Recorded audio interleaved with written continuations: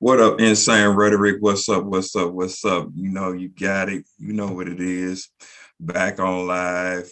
We ready to get it in.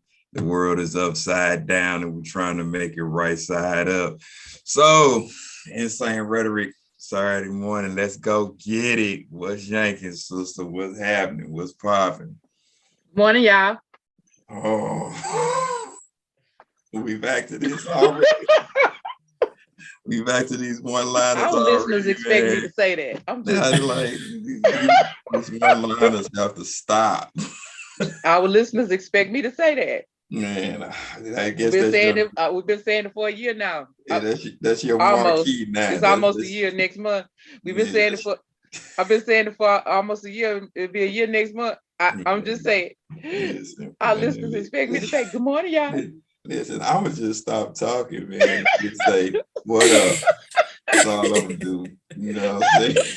I got all these words to say, and then you just good morning, y'all. Like, what the hell? So what we got up for today? What's kicking off? What we got Well, first we're going? gonna introduce our guest. She back, y'all. Hey everybody, it's Red Dragon, the poet from the Lou. What's up, y'all? She came from the moon. She said she came from the moon. From the I said the moon. Lou. Did I say Oh, the the moon? Lou. Oh, I was about The, to say. the Lou is on the moon, so Oh, yeah. Is it? We out there. That's a new development. okay. So So we got the Red Dragon, the poet on again. So that sounds good. That sounds like what's up. Shoot, just got things going on. We trying to make things happen. See what the world is upside down, and we trying to make it right side up. So brain, you know what we do. Let's get to it. take over the world. So for today, Red Dragon the poet, what you got for us? Cause how you want to do that, sister? We want to I go want through to the poetry hear. first? Look, I know she got something for her. She Oh, got okay. look. She ain't gonna come on here without. Last time she talking about the yanni. What she talking about? What you talking about this week? Well, today I want to encourage my young sisters. Okay. Emphasis on the young, young at heart, young in age, young in spirit. But yeah, I Okay. just thought maybe I'd encourage today. And I'm Okay. gonna come at you with Black Pearl. Black Pearl. Y'all ready, Yes, y'all? Black y'all Pearl, is ready? that the tattoo shop? I heard of a tattoo shop in the look called Black Pearl. It's It run by my is a partner. tattoo shop There's a named Yeah, it's tattoo Black run shop by Pearl. my in. partner Rolling. There's a. This this, Hold this ain't on. it though. Oh, Wait. Y'all got a tattoo shop called Black Pearl? yeah. Oh yeah. Yeah, not like the dude that runs it, his name shouts out to Roland. Roland is a heck of a tattoo artist, man. It's Mm. like the dude is the truth when it comes to Oh, tattoos. really? Yeah, St. Louis got talent. What man. It's what's Don't different sleep on the between loop. what's the so how you tell the difference between no talent tattoo artist and talented tattoo artist? a lot of tattoo artists that has real good talent. They have a keen eye for detail. A lot of people can just overlay a picture on your arm or something and just trace the lines. A guy who or a woman who has creativity, they can actually freehand and draw what you want without a sketch, and then they just build on what they have done. I mean, I it's a couple of people in where I gave my tattoos done and where I only allow certain people to do them because they have that niche. I can give them an idea and they can say, oh, you want it like this, and then they can just run it. They can draw it up themselves, freehanded, cut it, and then just start to run it. I mean, some people What they don't have couldn't? that keen eye for detail. What they Huh? couldn't? They cut the overlay out. Once they draw the picture, you got to cut the overlay out so you can lay it on your skin and then begin to draw it on. Oh, they didn't do that when I got my tattoo. Probably because they could freehand it right then and it was something simple. But when you're talking about a major tattoo, you ain't gonna be able to have it just freehand all of it. Like I have a tattoo on my back that's the size of my back. So they had to do that in pieces. can't just because the lines would be off. So, Okay. it's a lot of guys, Okay. Y'all, this y'all on Insane Rhetoric. We are the Sesame Streets for adults. The Sesame Street for adults. I like that. Tattoo. all in together now. Say it with me. Tattoo. And we ain't talking about the tattoo from Fantasy Island, yo. Oh. The plane.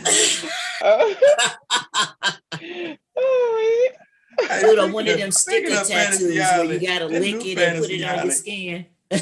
Man, listen. Speaking of Fantasy Island, that new Fantasy Island movie didn't have nothing to do with like the real little show. The other one was like supposed to be like some type of horror flick or something. I was like, what you talking about? The new show that comes on every week? It's a movie called Fantasy Island. And I guess it was the name was taken from the original Fantasy Island with the guy looked tattooed. Oh, but yeah. The new movie is so it was supposed to be a reimagined of, I remember what you're talking about, yeah. But the new show follows and does what the new show on CBS, I think. I ain't never seen it. I ain't even never seen the original Hawaii. I mean the remake of Hawaii 5-0. Oh no, they about to go off there. Yeah, I ain't never seen it. I just remember, the original Hawaii 5-0 with the original characters. That was the one for me. Gary was always just checking his partner, like, man, but the partner was always solving all the problems. And the theme song was the deal. They still got the same one. They still got the same. Okay. But the new Fantasy Island, O'Rourke is a woman. Okay. She's the niece of Mr. O'Rourke. Oh, okay. Well, what about the midget? Okay, Wrong show. Sorry. The little person. Wrong show still though. There's no tattoo. Okay, so there's a person who is her assistant. They are no longer called Tattoo. I forgot her name right now, but she has a significant tattoo on her back. They getting real basic now. Wait a minute. So her mixing two shows, right? This is her story. Y'all know y'all mixing two shows. Spoiler alert. This is interesting. Yes. Spoiler alert. I don't care if y'all haven't seen it. I'm just gonna tell you how they got this tattoo. Okay, so this lady was a guest on the island. O'Rourke did not have a personal assistant. And this lady and her husband were a guest on the island. They were elderly people. She was very ill. So they came on this island and their fantasy was to be young again. So they were transformed into their younger selves and they had all this fun and blah, blah, blah, blah. Well, for her to leave meant that she would be dying soon. So they added to their fantasy that she would remain on the island as her younger self and live. So she stayed on the island. Her husband left. While her husband was still there, she got this intricate tattoo, but the tattoo took on its own life. It changed. It morphed and changed. And so that's where you get the reference to tattoo. But her name is Reba or Rita or something like that. This sounds like a sci-fi flick. No. It do. She does metamorphosizing and no, I going said the back tattoo. in age. I said No, that well, Fantasy Island was always sci-fi. Oh. They I Shaking just always my had their head. fantasy and something Shaking my strange. head. I'm not gonna be a part of this. Shaking my head. I guess Girl, that part was always over my head because I was like always interested in the adventure happening, not really they had why. adventure. Okay. They still have adventure. Well, it just sounds like with people metamorphosizing and I didn't going say the back in people years and metamorphosized. being their younger self sounds like a science fiction flick. I'm thinking Stranger Things. I'm thinking X-Files, Y'all need to stuff. put, I'm telling you, like I tell my children, you need to put your listening ears on. I do. Because I wasn't paying attention. Girls, girl, come on, give us your poetry. Oh my God. Okay. Beautiful Black Pearl, your worth is priceless. If you only knew how significant your presence is. Beautiful Black Pearl, do not believe the hurtful jeers you hear. They see your potential to be greater than their expectations. So it's second nature to spew hatred on your life-giving flame. Beautiful Black Pearl, your identity is imperative to existence of humanity. Western patriarchy is intimidated by your goddess being. You are life. Beautiful Black Pearl, you are a rare find. You unite nations. You unite nations, heal infirmities, inspire perseverance, excellence, resiliency is your tapestry. Wealth and prosperity are your royal fabrics, woven with divine purpose, and your inner and your investment in family and the perseverance of ancestral roots are undeniable.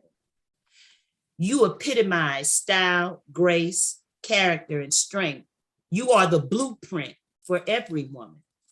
Dry your tears, lift your head high, move forward with confidence and purpose, allowing your Oshun energy to lead you, guide you, be your healing balm.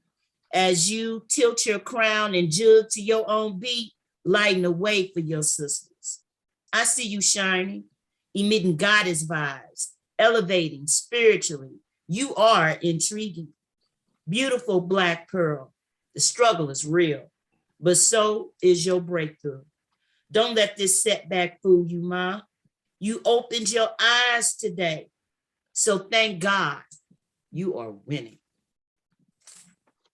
Selah. That's that piece. What does Salah mean? Think on it. It's used in the Old Testament a I lot, know what it is. but it I'm just does asking for you to express. Well, you asked, and there's a lot of people that may not know. So Yeah, This is I Inside know. Rhetoric to Sesame Street for adults. So I need you to stop moving so much because you're gonna start looking like Kenny on South Park. I know. Trying to get the glare out of my glasses. All right, so what So is that point, so okay, so yesterday, let me tell y'all yesterday. So I was with so somebody was absent. And this group of kids, they kind of, well, they got a lot of energy. Let's say it that way. So they put me in there,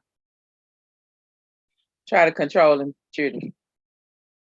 And I was sitting with this group of girls. And if I tell you they was going in on this one little girl who wasn't there, but they was going, like, so they was talking about her behind her back bad. So I listened so I could gain what was going on. And then I said, so let me tell you what we're not gonna do. What we're not gonna do is talk about people behind their back or otherwise. And what we're not gonna do, by the way, the white teacher that was in the room, she perked up and she was over there shaking her head in affirmation. And so then I said, what we're not gonna do is talk about people in a bad light. She was over there shaking her head. White lady was over there shaking her head. These are Black girls. And so then I said, you know, as girls, because they're not women, they girls, they wouldn't have really understood. They would have been like, what's she talking about?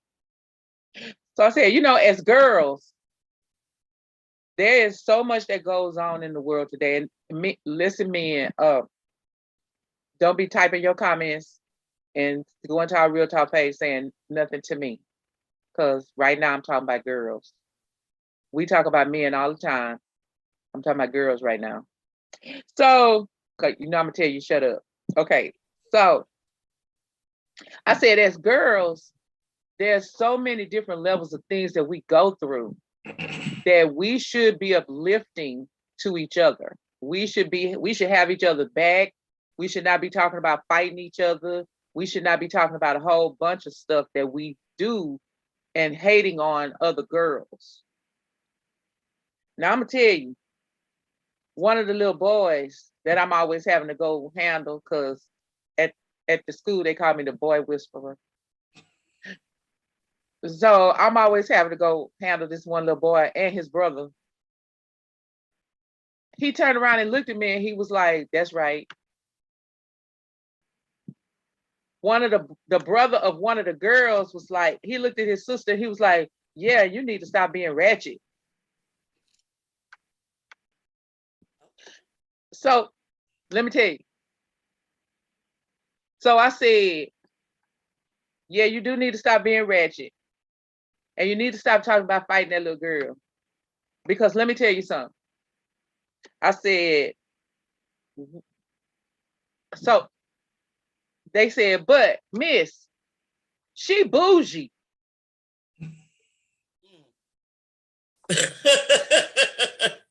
Oh, here we go. So I said, okay, you know what? Stop me for a minute. Let's stop for a minute. I said, you know, that word is used a lot. And recently, somebody called me bougie, said I was from suburbia. I said, tell me what that means. They said, you know, thank you all that. They was doing like this too. Thank you better than everybody be trying to be classy when you not. They was doing like that.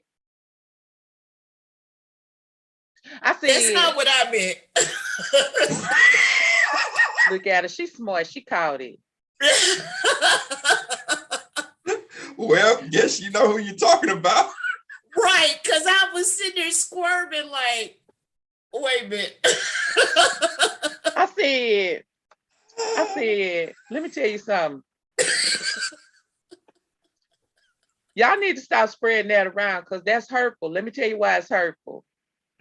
Because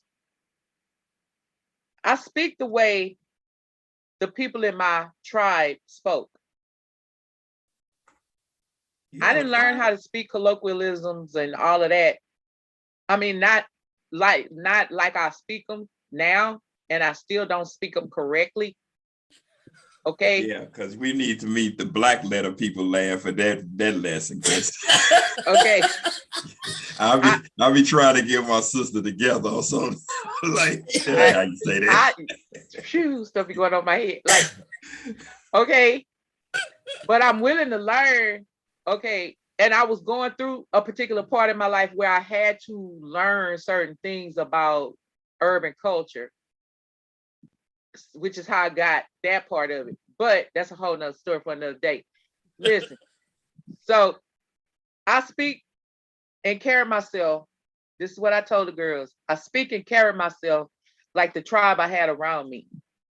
I speak and carry myself like the tribe told me I was supposed to. I speak and carry myself in a way that respects my tribe. And so to make light of, or to make fun of, or to put down me for living my life as I know it is hurtful. And to make me feel small because I don't know about urban life, I don't actually give a damn about urban life. I just know about my life. And I care about the things in my world, which is one of the reasons why Insane Rhetoric is here. But the way I live my life every day, okay, if that's what bougie means, okay. But to say it in a way that puts me down, no. So they was like, they were looking at me and they were like, yes, ma'am. They were like, okay, They was like, yes, ma'am. okay. I look at it like this. I agree with what you're saying. It's all about how you were brought up. First of all, I don't think there is anything as proper English because it's all broken British English when you're talking about what you speak in the United States and how people are speaking. First of all, how you learn things and how you articulate it is based on, like you said, your upbringing. Does not make it wrong. Whether it's suburbia or urban, it doesn't make it wrong. I think corporate America wants to fit other cultures into what they are doing.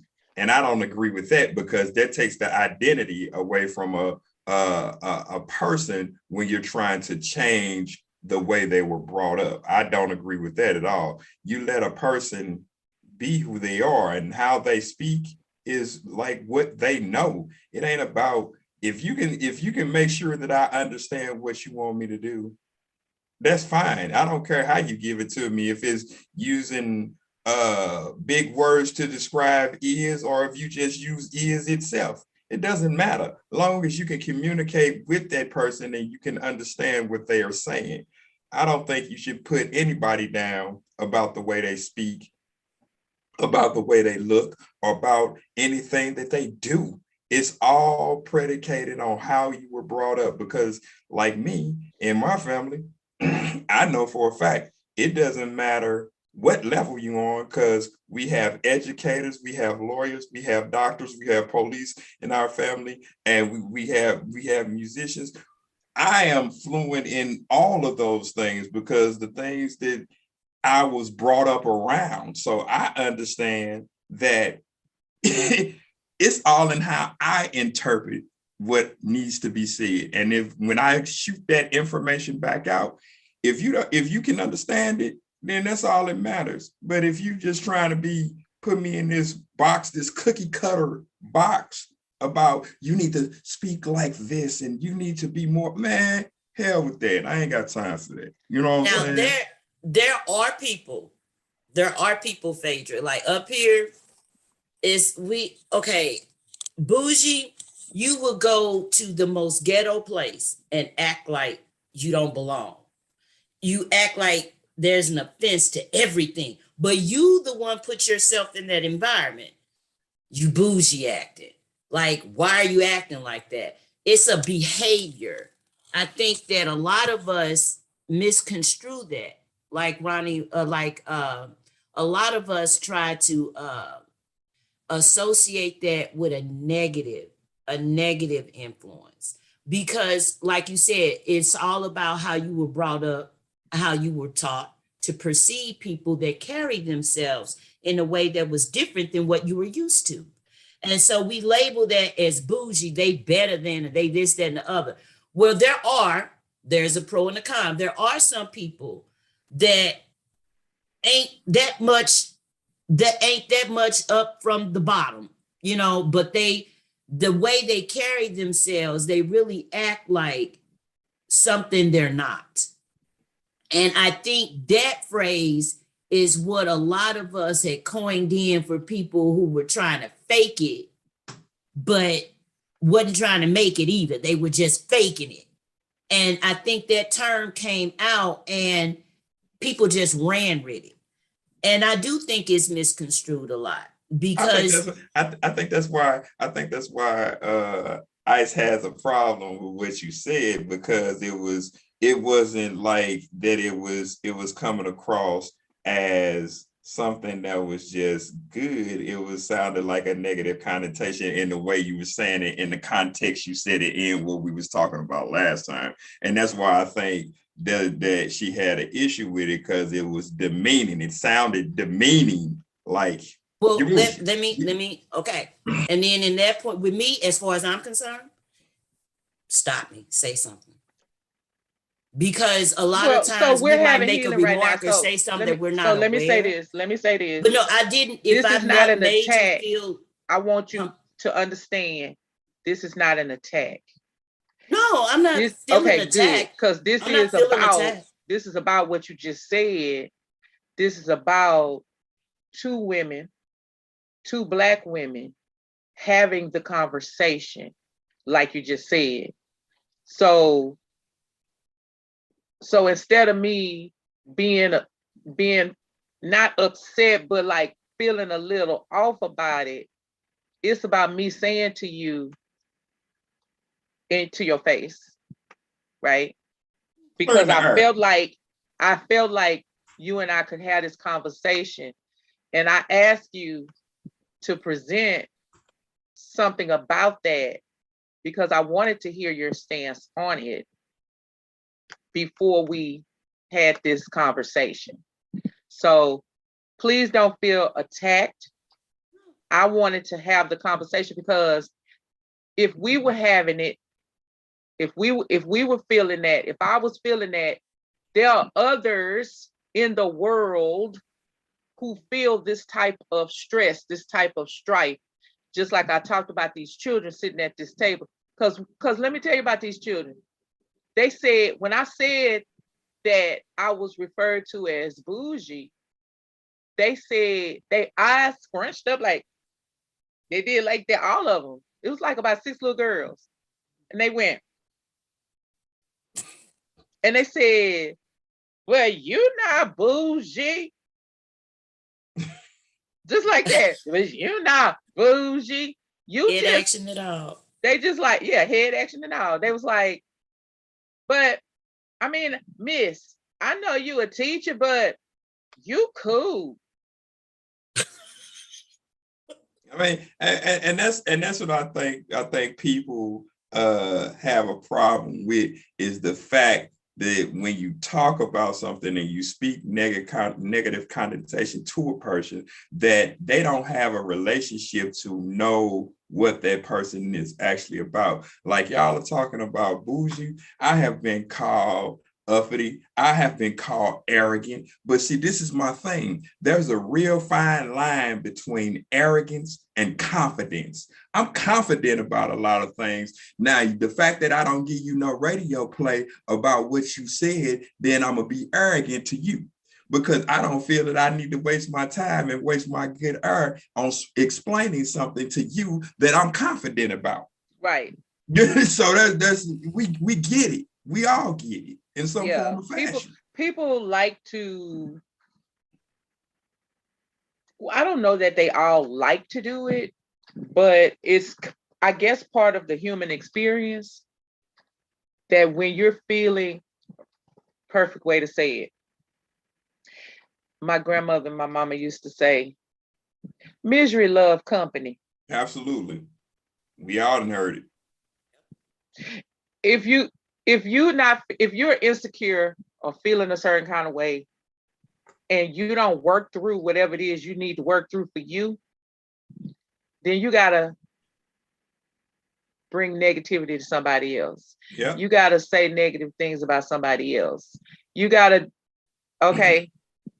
And so where I knew that that's not where you were doing, be clear, I knew that that's not what you were doing.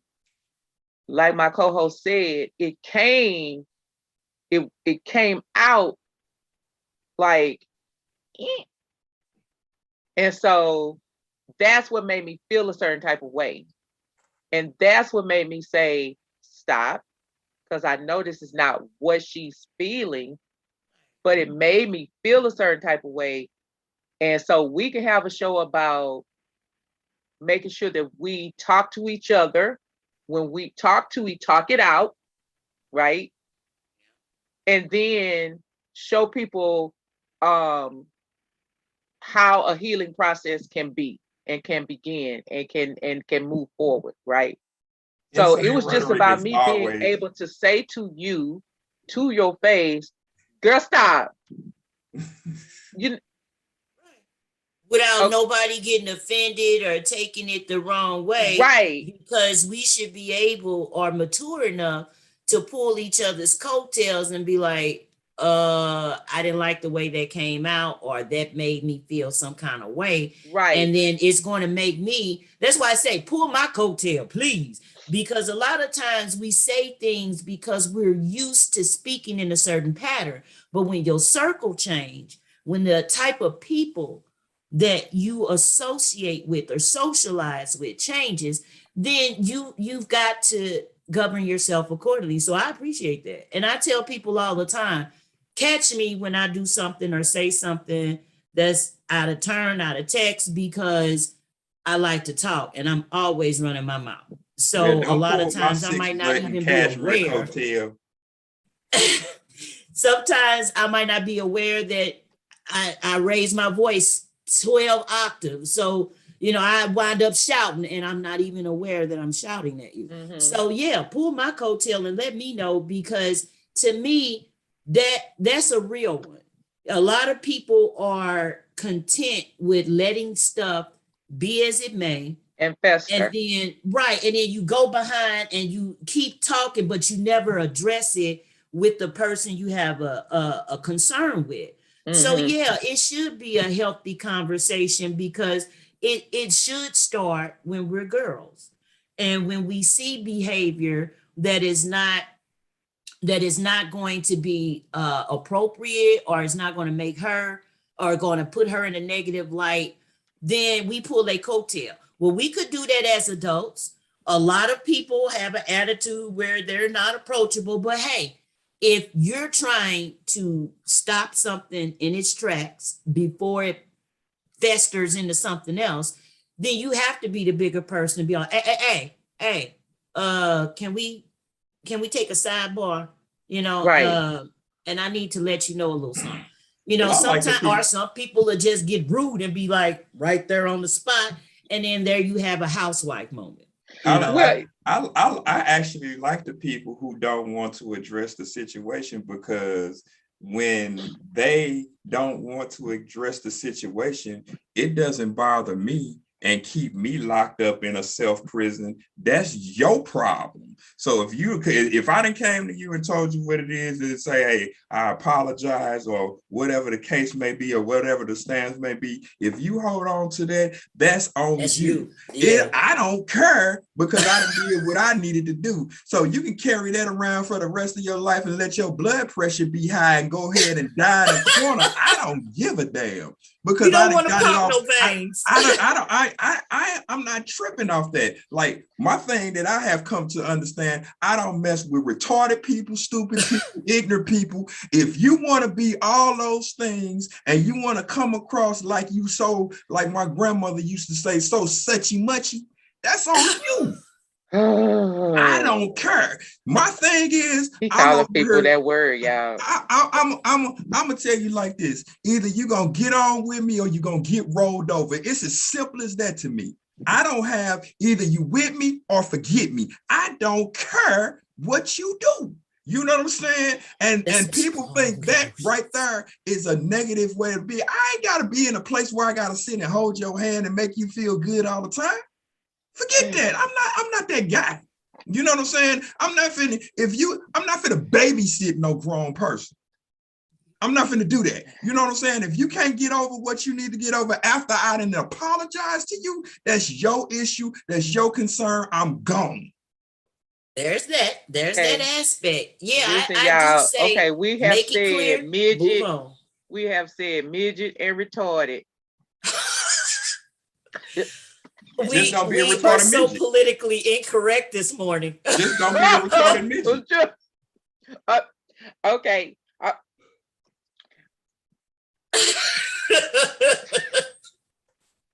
Shoot, I mean, that ain't no different than saying nigga. Oh, Yeah. you mean Ding, Negro? ding, ding, You 3. mean Negro? No, I Oh mean my nigga. God. I mean nigga. I mean N-I-double-G-A. I mean nigga. I know what I said. Okay, that's 3, y'all. Oh Maybe my I need God. to keep a tally mark today. Afro-American. You want to be technical by Jim Crow? Nigger. He sounded just like Stink Meister right there. Listen, man, listen. I ain't for all that. Like I say, an ignorant person is an ignorant person. I don't care who it is, because it doesn't be bound by no race or color or ethnicity. That's Nigga is true. a person that is That is ignorant. ignorant. Thanks to Webster, they Yes. tried to change it to a color. But the previous definition means It's right. ignorant person. Yeah. Okay. Hey, I'm just saying. This listen, this is insane rhetoric. This is what we do. So I mean, I'm in my lane. And if you call me arrogant, you can kiss my ass. He's in his arrogant lane. He's Clearly. in the aggressive lane. Clearly. Because clearly He's in the I nigga don't lane. give a hell. Clearly. About, He's in the nigga lane. I don't In the give a hell retarded about lane. what y'all think. He's in that midget lane. My Napoleon syndrome is kicking in, and I'm already 6'2". I ain't got nothing short about it. So, Oh my goodness. I'm just saying, whatever you feel, just know that I don't care. Wait. Okay. So anyway, so I think that this is an extension of what's been in the news this week. Will Smith. This is a Twilight Zone Dr. Phil right here. Will Smith, Chris Oh my Rock. God. Well, Oh, okay, wow. let's weigh in. What we think? Okay, Red Dragon, what you think? He was wrong. Will And if or I Chris? was Chris, I would sue. Okay, so Will was wrong. What about Chris? Was he wrong? Chris was doing his job as a comedian. We all know ain't nobody, politics, government, emperors, shahs, whatever. Nobody is off limits. And he was doing his job. All of this mental illness and this, that, and the other, that's beside the fact. Y'all on national TV. This is a comedian doing what comedians do. I didn't understand the question. How you wrong for getting smacked? Right. I didn't say he was wrong for getting smacked. I said he was a comedian doing what he did, and Will was wrong for just going up there doing the blackest thing this side of World Star after you being an advocate about too little melanin being on this platform, and you go do the blackest shit possible. Hold on. See, I got a problem with that. Okay, you weigh in. What you got? I got a problem with what you said about being a blackish thing, because that could have been anybody. It could have been anybody in that situation who would have probably felt that way. You can't say that there was a black thing. And that's the problem that I see with that society, because they looking at it just like, oh, this is how they act. No, that could have been anybody that felt strongly about that particular situation. Do I agree with what Will did? Absolutely not. Absolutely not. Because like I said, if I think that it would have been Dwayne "The Rock" Johnson or 50 Cent, would he have went up there and did that? Nope. Hell no. Especially not the way 50 Cent is swole up nowadays. Ain't no way. If that would have been Boosie Badass, would he done it? No. You know what I'm saying? If it would have been his arch rival Tupac, would he have done it? Biggie Smalls? No. So I think that he took advantage of that situation, knowing that Chris wouldn't retaliate. Because any of them, if you call anybody else up on the stage to do that, that had any kind of common sense, he would have turned his back and he would have took 6 going back to his seat. There you go. And then on top of that, I think it's somewhat the awards fault, because y'all didn't stop this man from coming on stage. Yeah. They didn't stop him. They Yeah, didn't cut to a commercial break when he Nothing. walked on the stage. so you wanted Look, to perpetuate the situation and see what he was gonna do But look, after he was yelling in the audience. then they asked him, they sent word through his publicist that he needed to get out of there, and he's told him no, he didn't leave, he didn't go anywhere. And if that would have been like, let's be real clear, if that would have been a white woman or a white man, guess what? He would have been arrested on the spot. Yeah. On the spot. You know what I'm saying? Now think about it. All the things that we have seen growing up where people are slapping people in the movies of Hollywood. The Three Stooges was notorious for slapping people. Man. Right. Okay. I mean, you think about that. Was my boy. I mean, but you think about that, all the stuff that people do, and then when somebody actually physically do it, and then y'all looking like y'all in awe, and y'all already knew that he had a problem because he was yelling from his seat. So I mean, what you trying to say? To me, it seemed like they wanted it to go down so they could prove a black point. Well, that's what I'm saying. It's like you go do the blackest thing. The black point that think that's how all black people act. And no, I'm not saying that. Not you. I'm talking. I'm addressing Paige. I'm addressing Ice's question. I'm addressing Ice's question. What she was saying. She was saying the black point. The black point was that white people think that all black people act this way, and that's not the case. That's what they want to put you in this box that, oh, all of them are gang members. Man, white gangs were the first thing that landed in freaking New York. Oh, thank you. Italians and freaking Irish. The Irish mob. Man, don't tell me about what you talking about when it comes to gangs and how people respond, because they was busting heads in bars long before there was ever a black gang of anything. Oh, yes. Spikes. So how do you really act? Because let me be real clear about the situation. Last time I looked at the history books, the United States was formed on thievery, which were white people. Like, and I'm not being a racist. I'm just telling you what an absolute is, what a fact is. Last time I checked, what was your boy named Christopher Columbus came over here and robbed everybody, talking about he discovered America and didn't discover nothing. He was lost. History moments. So I mean, so we think about how white people steal, cheat, rob, and kill and collude with each other to get what they want done to knock off a certain group. That's thievery. That's capitalism. Don't you dare. That's capitalism. That's the American way. Okay, well, one of our viewers is saying that Will's problem is Jada. Then that's every black man. No, I don't think Will's problem is Jada. Will is on this platform that he had set for himself, this being this straight arrow, this advocate for this, that, and the third, right? Then his wife dropped some bombs on him very publicly. Well, let's not forget, Will had his stint of infidelity too.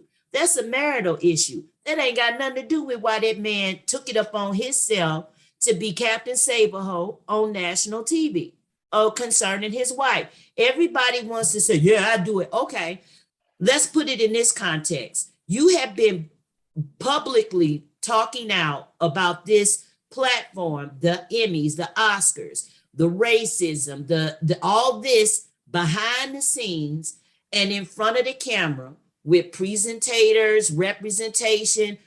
Okay.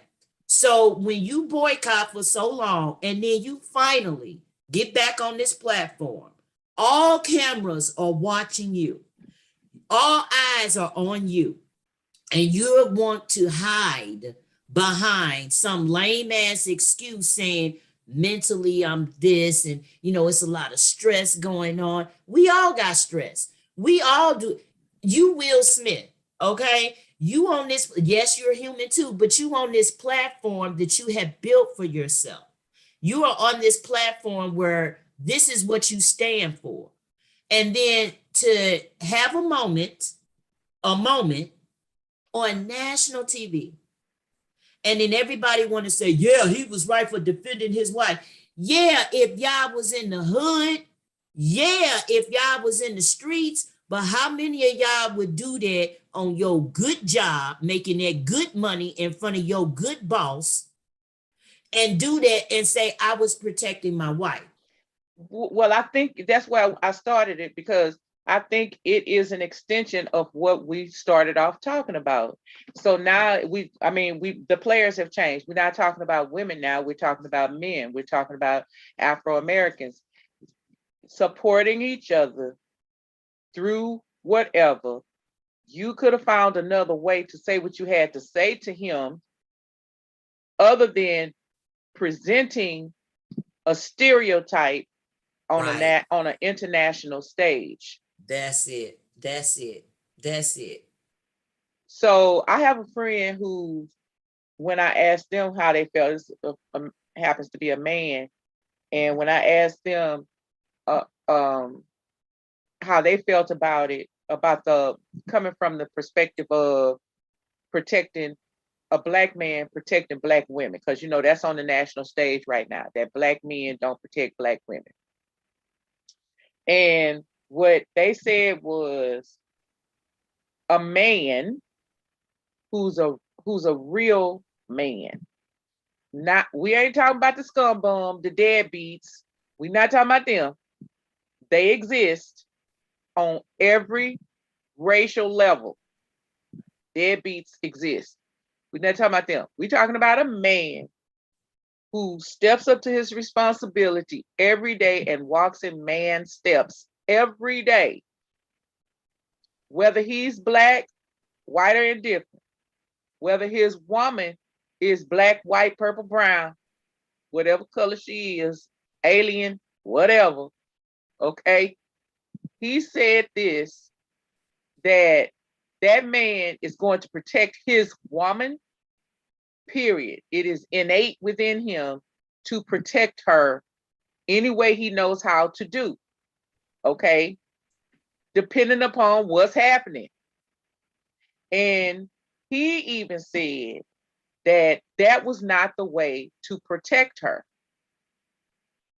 That the way to protect her was to, wait till the camera stopped rolling, then go up there and say something, go backstage and have something to say.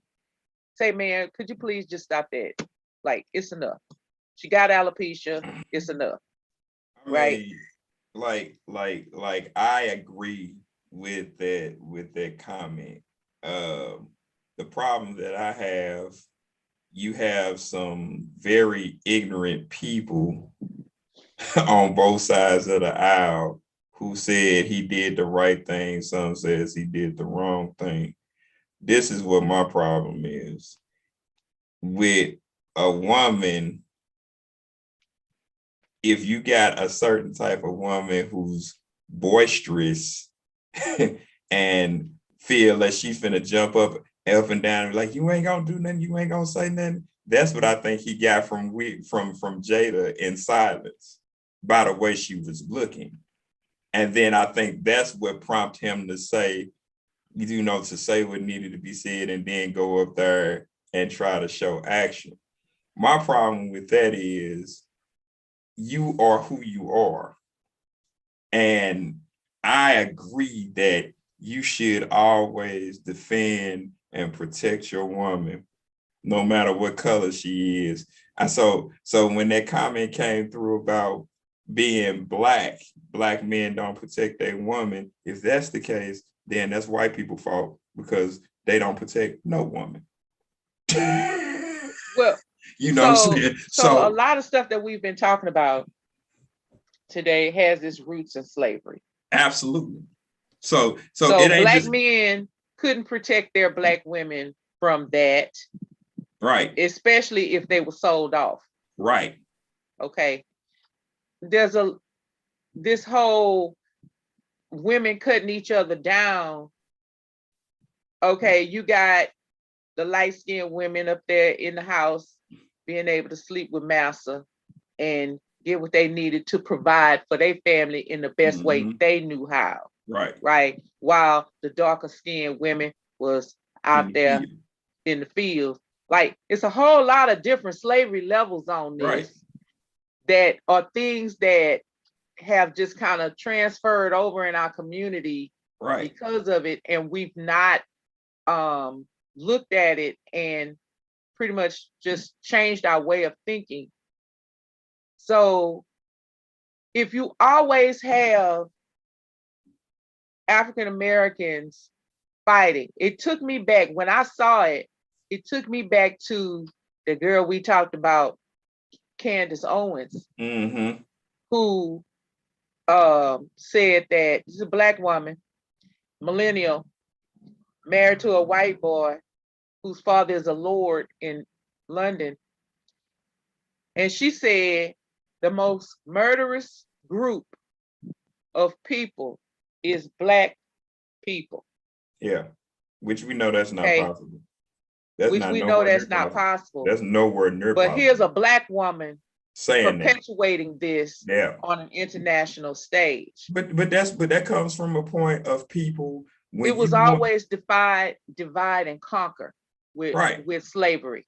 But that comes from a person who's now geared and built around money, and you will say anything against who you are to keep your status. Now that's what I call bougie.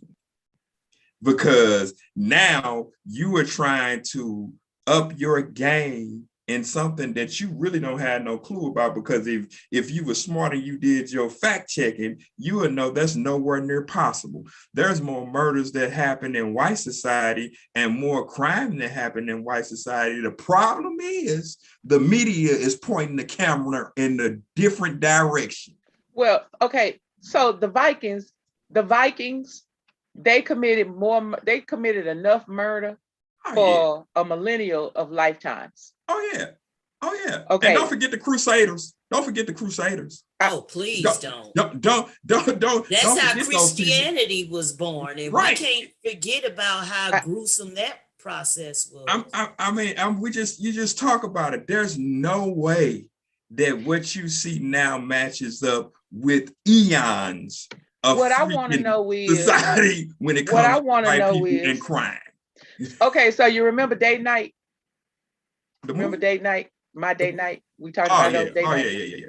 Okay, so I'm getting ready to make a point. Just bear with me, y'all. So we was at Date Night, and we had let these people use our pool table. And then all of a sudden, the pool balls were just scattered all over the table, and the people weren't playing pool anymore. And they had just left the pool table just like in disarray. Because when we finished playing, we was trying to decide if we was gonna play again. So when we finished playing, we had it all set up. Now I put the balls up in the little boat. And these people had just walked away from the pool table. So the person I went on the date with, he was like, wait a minute. Did they really just leave that like that? And we didn't leave that like, how they gonna do that? And I said, hey, it's all right, we got it. He said, no. I was like, hey, stop. We having fun. Don't do this. He said, it's gonna be all right, I promise. He went over there. He charismatic. So, he said what he had to say. And he talked to the gentleman.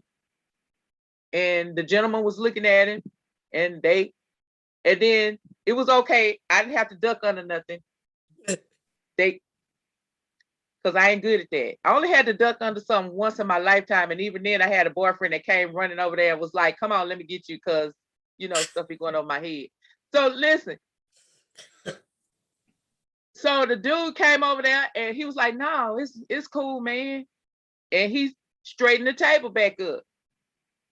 My point is now, because I saw another video of a behind, like where you could see both Will and Jada, and you could see behind them from behind, and they were holding hands. And not once did Jada say, "Hey, babe, stop." Not once did she protect her man. Ooh, I said a word, right? No, We have it on the stage. tables We turn, talking yeah. about men protecting the women, but it's okay for us women to protect our man.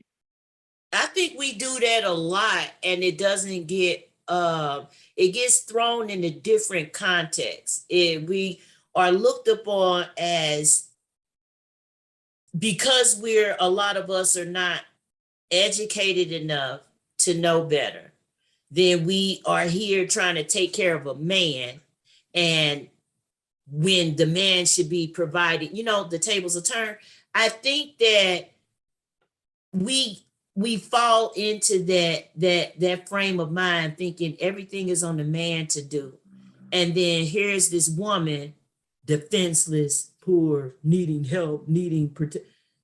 I think we need to get out of that mindset. It's an equal 50-50 thing. If you gonna protect me, then it's it's a 50-50 thing. If you protected my back, I protect yours. Period. That goes hand in hand. We Charlie's Angels up in here. I think that's the way that it should go. It should. You're right. It should be that way. But because we are in the mindset where the man should do everything, and here we are, the women over here, just like Ice just said, that it should be the flip. It should be an equal thing. If they're going to protect us, we should be there to protect them. But so that as a whole, the family.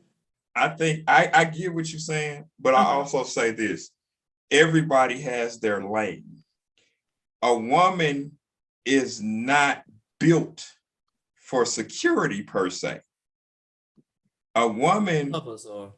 No. What I'm saying to you, don't get it, Mr. We're not talking about the people like Layla Ali.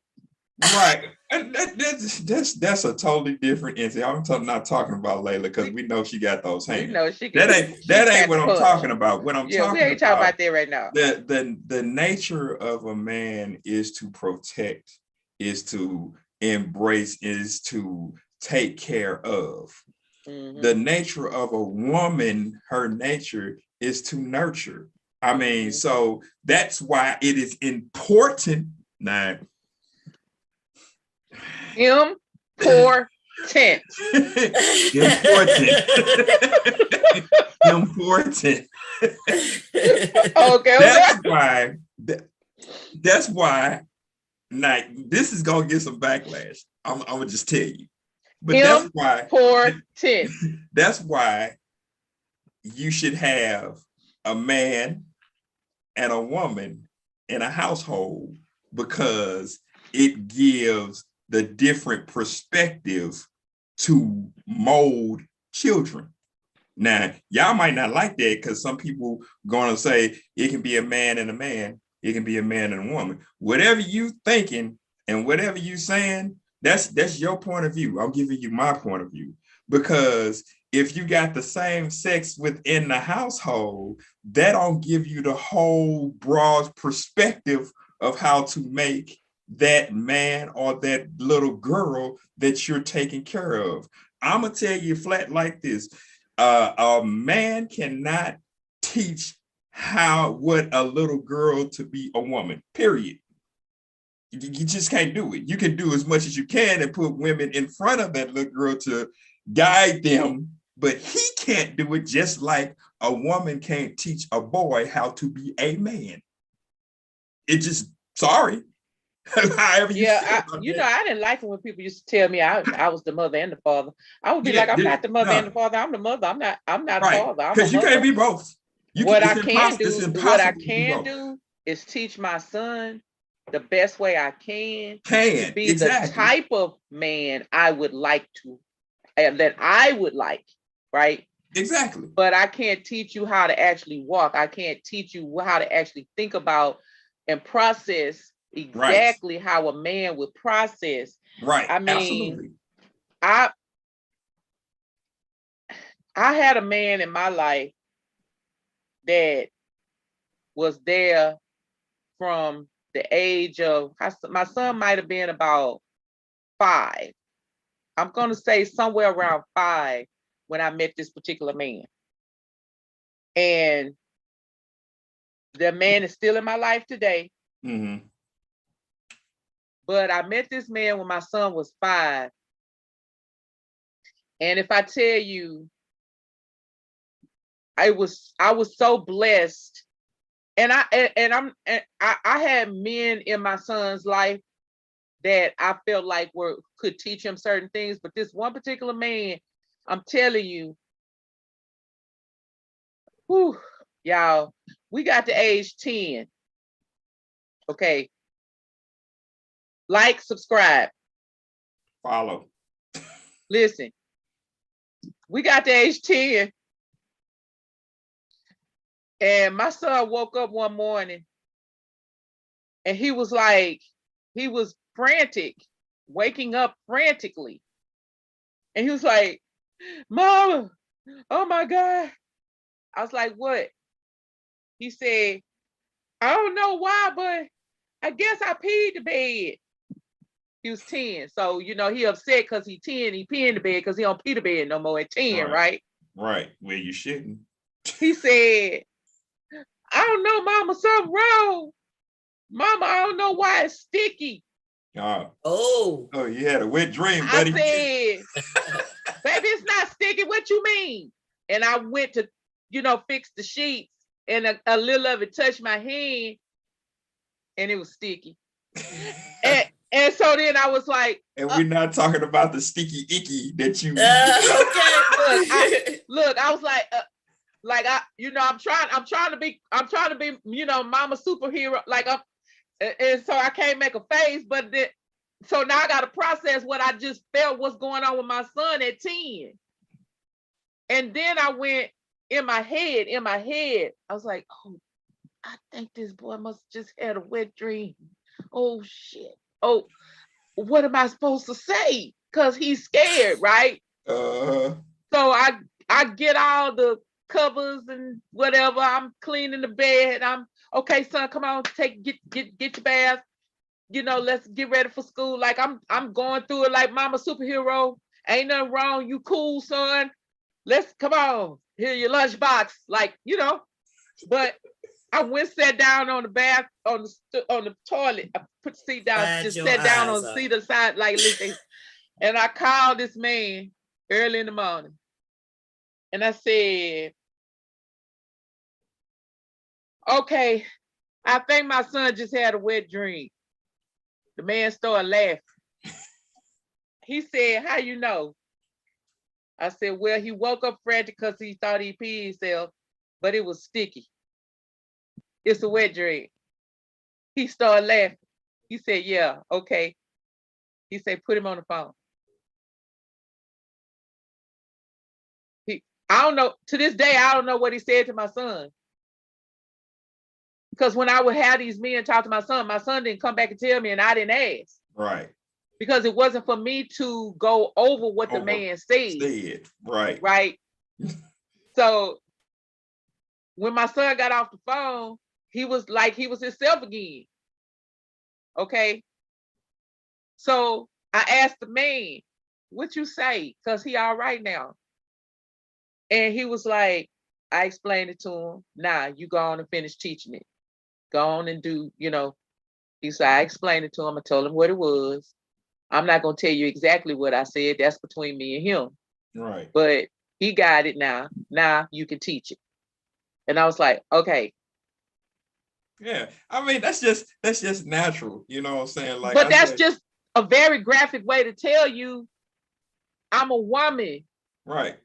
Right. There's no way I could have helped my son process what that was. Yeah, I just got without the help of this man. Right. Right. I mean, I just got a problem with people wanting to have everything so simplistic. Life is not simplistic. You know what I'm What do you saying? mean? It's not simplistic for nobody, rich or poor. It's not. What- You When you have say when you you say have people that make things simplistic, though, what do you mean? I'm explaining that if you let me explain. It's not simplistic. It means that life is about change. Things happen and plans don't go the way you think that they should go. And that's just the cycle of life. And when you're dealing with situations like that, a lot of people are from my perspective, a lot of people are scared to say what needs to be said, whether it's female or whether it's women. I pride myself on saying what needs to be said. I don't, like I say, I'm gonna say it. Now you got to process it. But if you don't say what needs to be said, then you lose people and they don't have a chance to learn what you are trying to convey to them. And that's a problem. That's what you call the communicational breakdown. If you don't know how to communicate with people on every level, this is why you have, not just jumping a subject, but topic, but this is why you have the problem with Ukraine and Russia, because people don't want to talk to each other. So People want what they want, regardless of what you think. our viewer, another you know what I'm viewer, saying? we have another viewer. They said a smart man would talk in a polite tone after the show, explain Jada's medical condition to Chris, and then Chris probably would have apologized right then. And you know what? Why And does I it have agree. to be a smart man, though? Why does it have to be smart? I mean, I understand what they were saying, but you got a lot of people that identify with the masculine approach going up there taking action. Then you got people that are more privy to the wiser approach, the brainy approach, which is what you just said by going ahead and talking to them. But why does it have to be smart to talk to somebody? Why can't we normalize the fact that having a conversation at some point is necessary, but then in certain aspects, taking action is necessary? The wisdom comes in how to make both of those work together at the right time. To say a smart man would do this, well, okay, I don't know. The way that's worded, it doesn't sit well with me. What I think they mean is, so first of all, I agree with what you're saying. Let me validate that first. I agree with what you're saying. But I think what they mean is that, quite frankly, Will made a dumbass move. Absolutely. Oh, absolutely. Yeah. And it wasn't a smart decision. So and I understand where he is intelligent, as in the smart you're talking about. Right. He's an intelligent man who made a dumb, definitely not smart move. Yeah. And his wife, love you, Jada. Okay, woo. Okay, woo woo. Is it woo or woo woo? Which one is it? She was woo. Okay. Listen, Jada. All your shenanigans weighing on this man. Because let me tell you something, this man ain't never been no gangster rapper. Nope. And even though he's from the streets of Philly, he ain't never been no street guy. Right. And he keeps, I don't know that Jada's doing it, but I think he keeps trying to be her Tupac. Yeah, he trying to live up to something. Tupac dead, but and she misses Tupac. Look, fire. We're gonna be old and gray. I'm gonna be grayer. Listen, we're gonna be old and gray when you die, because you're gonna die before me.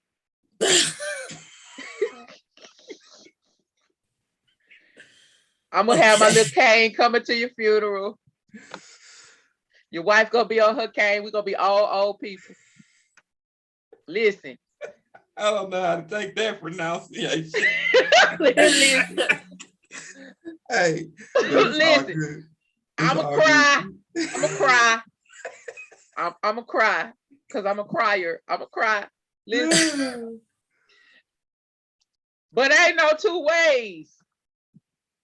I'm gonna try to make the man in my life, meaning my significant other, live up to my memory of you.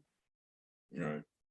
Because you're two different people. Absolutely. I don't care how alike you may be. Like in one interview I saw that she said, or maybe he said it, that she told him that they should meet because they're really more alike than you think, even though they come from more back.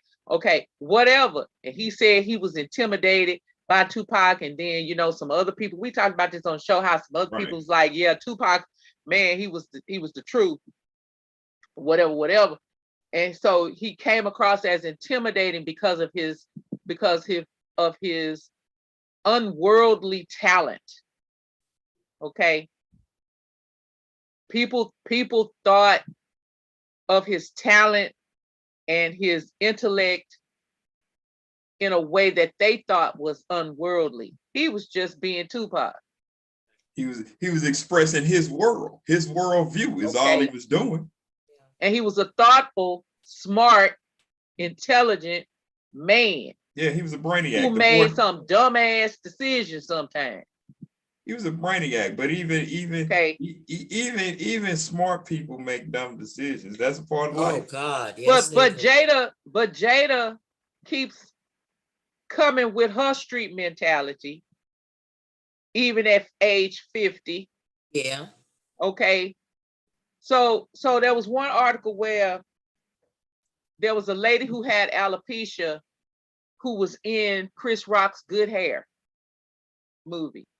And she was upset because Chris Rock told this joke after having spent hours upon hours discussing alopecia. Well, here's the thing. Everybody don't watch The Red Table.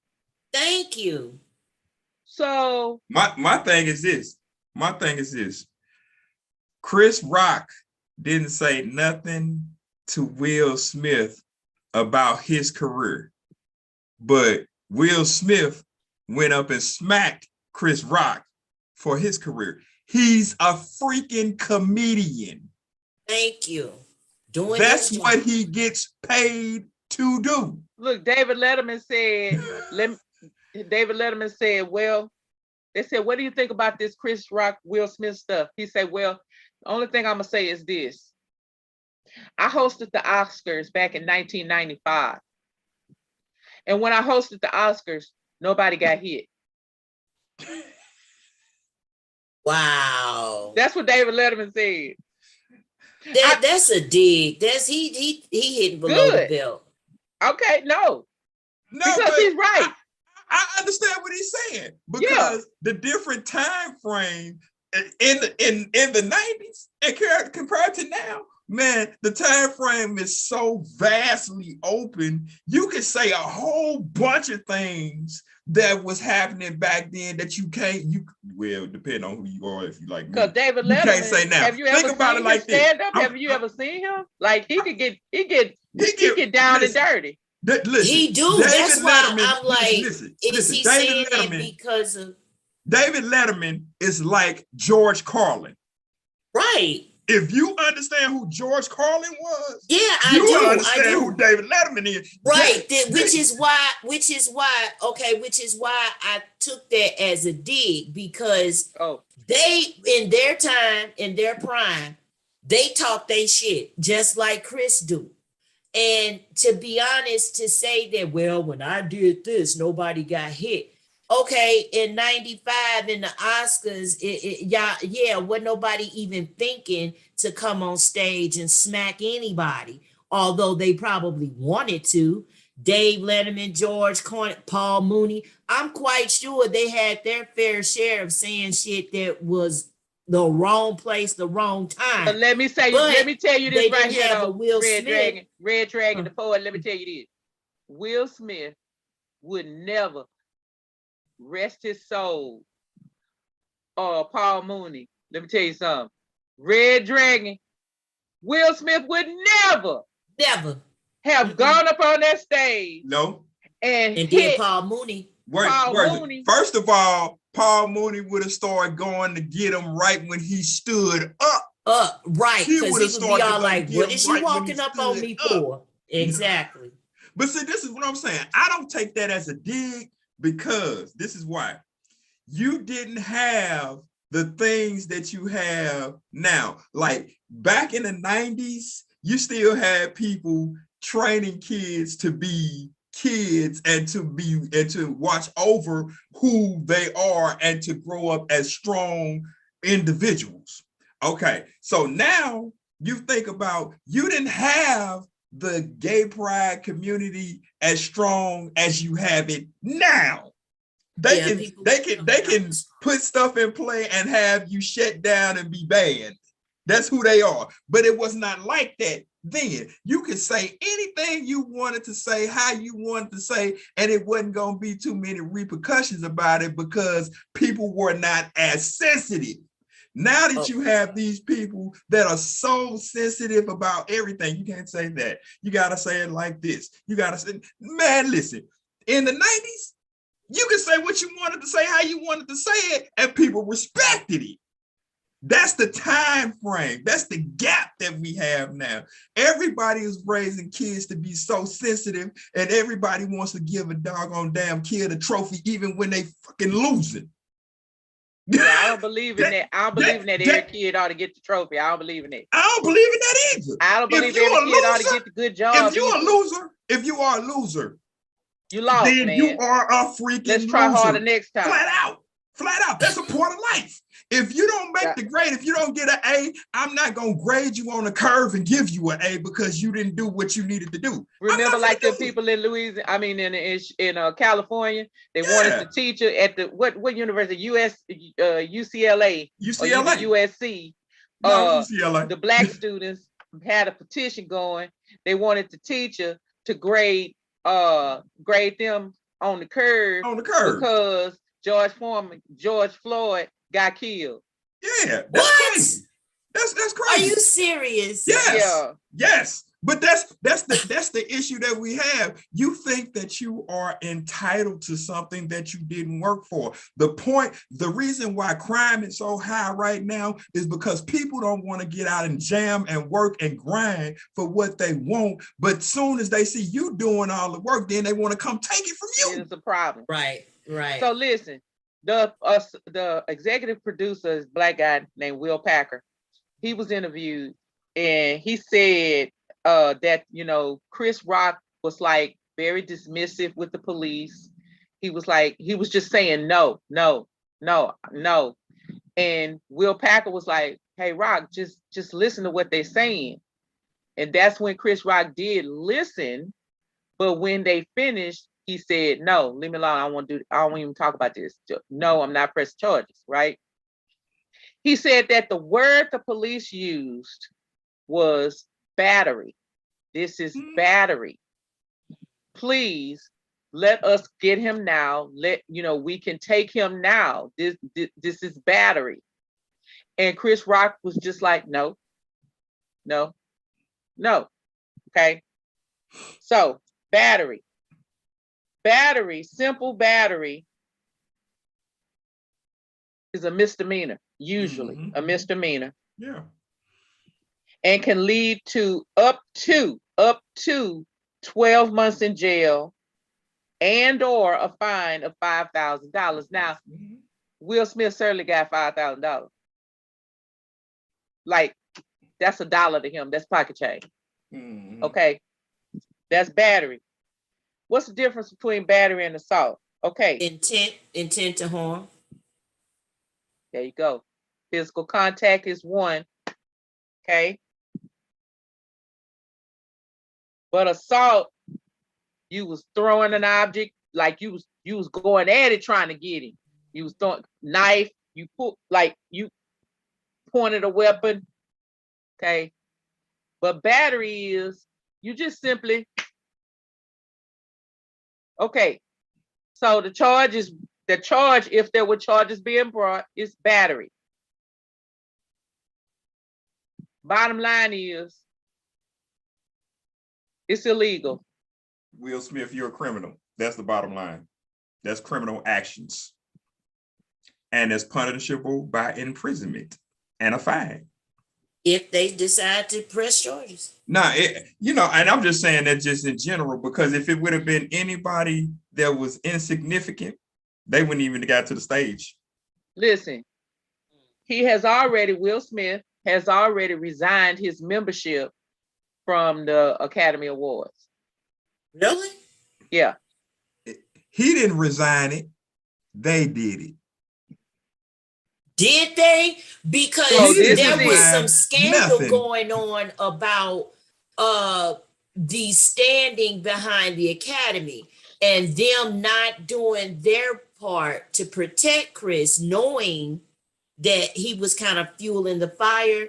But then to go on and say, I think they were caught in a lie where they said something about, there was talk about them asking for him to give the award back or stripping him of that award. And I think TMZ or somebody else caught it where they were caught up in the lie. They said it, but they didn't really say it. They were just kind of using the hype around the incident, but later went on camera to say, oh no, we're not going to do this. We feel blah, blah, blah. So for him to resign, yeah, I think it's something to that. I think there was some back office talk because he had a secret meeting with two of the people on the awards committee, and they did not tell the rest of the committee that they were going to have that Zoom call with him. So there was some back conversation, the men with the cigars in the boardroom conversation, because Will has power in that community in Hollywood. So they took their cigars to the board table and they had a secret conversation with him. And his silent way to handle it was to come on out and resign his resignation. I mean, make his resignation to the Academy. Now, and that don't really mean nothing, because when it comes time to come up for another award, you just can't appear at the show, but you can still be nominated and get exactly. It's a slap on the wrist. It's a slap on the wrist. That's all that means. You just can't show up physically anymore. So him resigning just is like his membership. Listen, let me tell you, been in that game for a long time. So when we used to go on the road and do shows and different things, your PR person writes everything that you need to say. It's called public relations. So what happens is when something goes awry and you're at fault or whatever the case, they write your apology. Exactly. So the stuff that Will said was written by the PR person. Written by the PR person to keep it under control and keep it in check so it doesn't spiral out of control and hurt your career. That wasn't even a genuine apology. It wasn't. It was so lame. Tell that was written in the back office. So listen, one of our viewers said the police could have arrested Will on the spot because police saw the act of assault, battery, being committed. That's one. Then another viewer says, we need to check out the video where Jada said she didn't care what people were saying about her bald head. Now that I did see.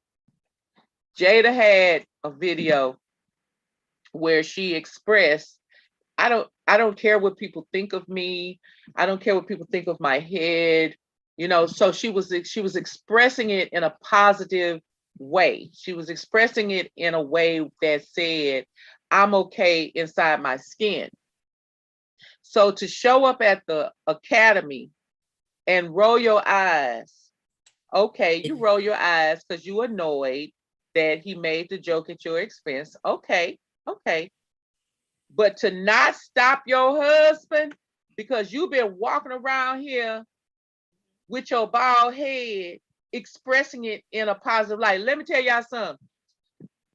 I was wearing my hair like Jada showing wearing her hair right now, way before it was fashionable. So I got a question. And I loved it. I got a question. And I sported it everywhere I went. Look, I was so positive about how I did what I did when my oldest daughter went to college, who was already natural by the age of 13. One day she walked up to me and she was like, I don't want to get a perm anymore. I was like, you sure? Because it's your hair. You sure? Yeah, mama, I don't want to get a perm anymore. So my showing my daughter how to walk in her own skin, her black girl, brown girl skin. She walked in her skin, and then when she went to college, guess what she did? She cut off all her hair and had a style just like her mama. Mm-hmm. Okay. Mm-hmm. So my question, this is my question. When Jada did G.I. Joe 1, no, Jada didn't do G.I. Joe. G.I. Jane. That was G.I. Jane. That's what I mean. I meant G.I. Jane. That was Demi Moore. Yeah. And by the way, the hairstylist for G.I. Jane was Demi Moore. Who was Demi Moore? Yeah. Demi Moore was G.I. Jane, but her hairstylist for that movie, he was interviewed and he was annoyed and felt a certain type of way that Jada was offended by the reference. Because he was like, she's beautiful that way. Right. And he was like, that was one of the most rewarding times of my life, was to create that crew cut that Demi Moore had. Right. And Demi Moore was beautiful like that. Wait a minute. And she went to the Oscars when that movie debuted, bald as the day is long. And sported her best Oscar de la Renta gown. To me, walked in there looking like a crystal ball. To me, I think, like I was going to say earlier, some women have a problem with things being too good. And, you create conflict when you think you are being set up for certain things, and you will create that type of conflict, and then you will let things go and fester for what we was talking about earlier about what the problem really is. I think both of them have more underlying issues than people care to realize. And so that's the last point I want to make. That's the last point I want to make, is that at the end of the day, there is some healing, mental illness or healing that needs to be done on both Jada and Will's part. And it shouldn't be played out on an international stage. Go get your counselor and do the work. Yeah.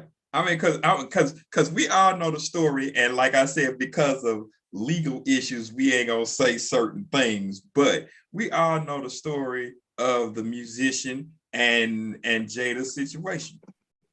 We didn't heard it, we didn't read it.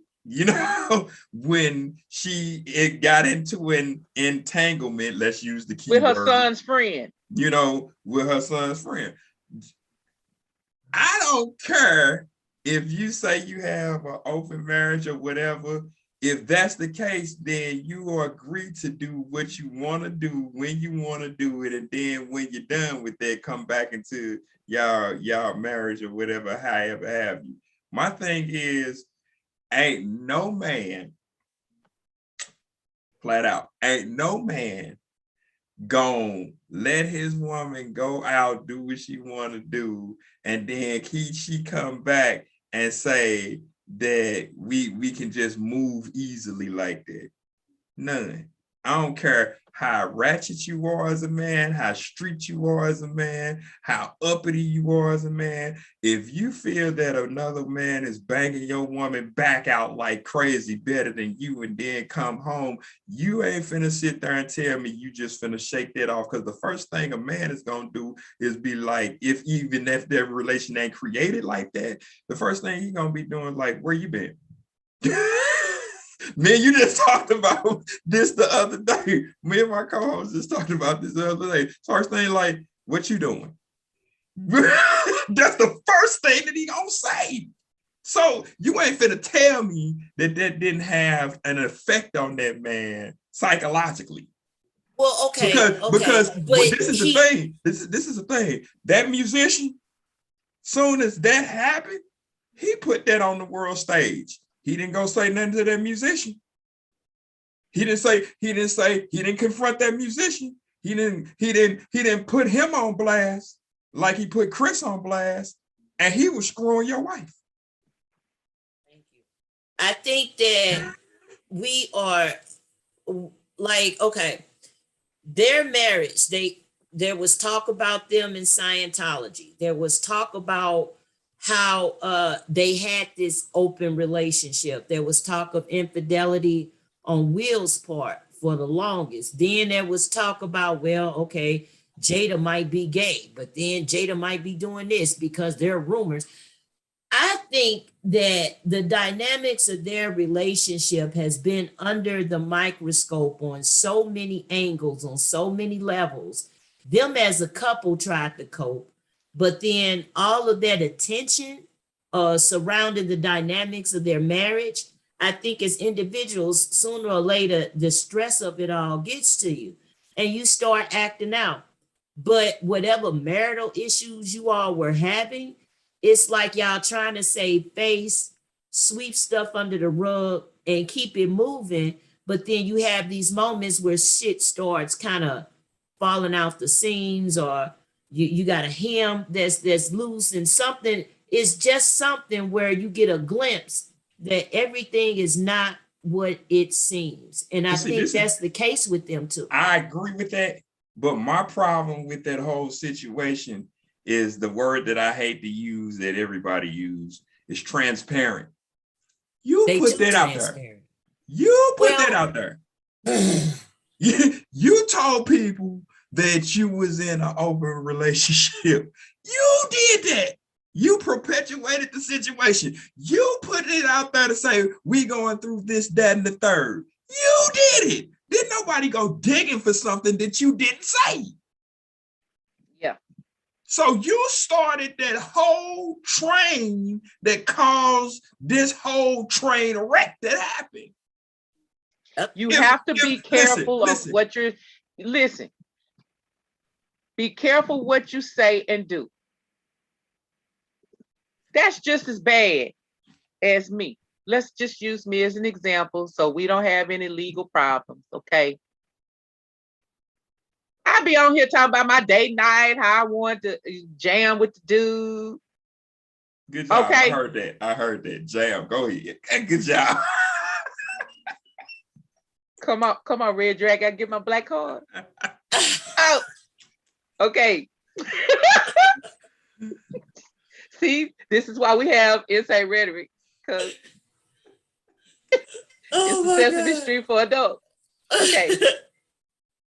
I'm on here talking about how I went on a date with the dude, and you know he was and I wanted to give him some, but I didn't.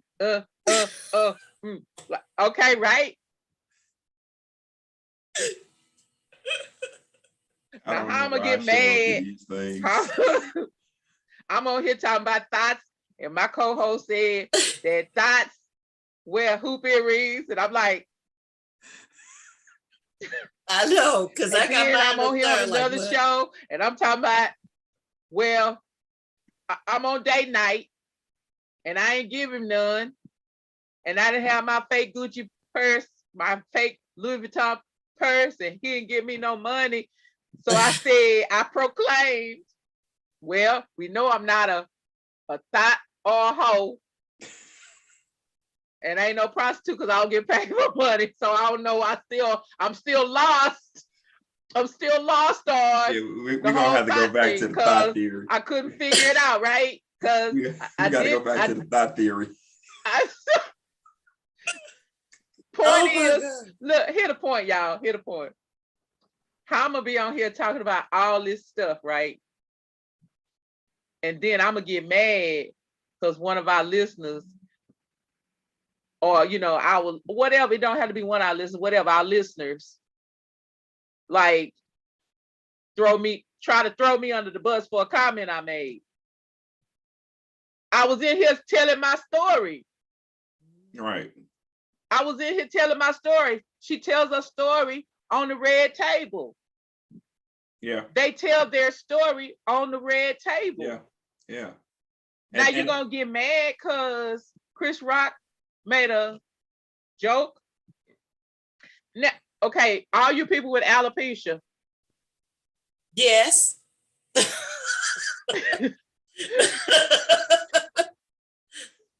We're not saying anything against your alopecia. Did y'all see the hand clap? We're not saying anything against your alopecia. I don't know why I show up to this. It's real. Yeah, because I'm gonna Listen, go rub my when I bald was a spot. little girl, there was a girl in my ballet class who had that. And she wore her hair short. And back then, we didn't understand. But let me tell you something. Now, once where we meet, see, we back to the original topic. Now, once where we mean girls to that girl, and she could dance her butt off. Okay. I'm just saying, we should be here to support each other. And if Chris Rock made a joke about a woman with alopecia who struggles with that, okay, he was wrong to do that part of it. But I'm not altogether sure that he just knew that she had alopecia. I don't think so either. Because he has said yeah. himself that in his car every morning, there's like every newspaper imaginable, but that's politics and a whole lot of other stuff going on. That's not necessarily Jada at the red table talking about her alopecia. Right. Thank you. Right. I just look at that situation. I just think that Will wanted to get some issues off that he hadn't resolved in his younger life. Right. That's what I think. Because once again, I think if it was anybody else up there on the stage hosting in the Oscars, he wouldn't have done it flat out. Right. Oh, Right. you're right. Flat out, because he already knows certain people you wouldn't have walked up on. And I don't think that you have, now this is just me, I don't think Will has that much of street cred in him to do that, because that ain't who he is.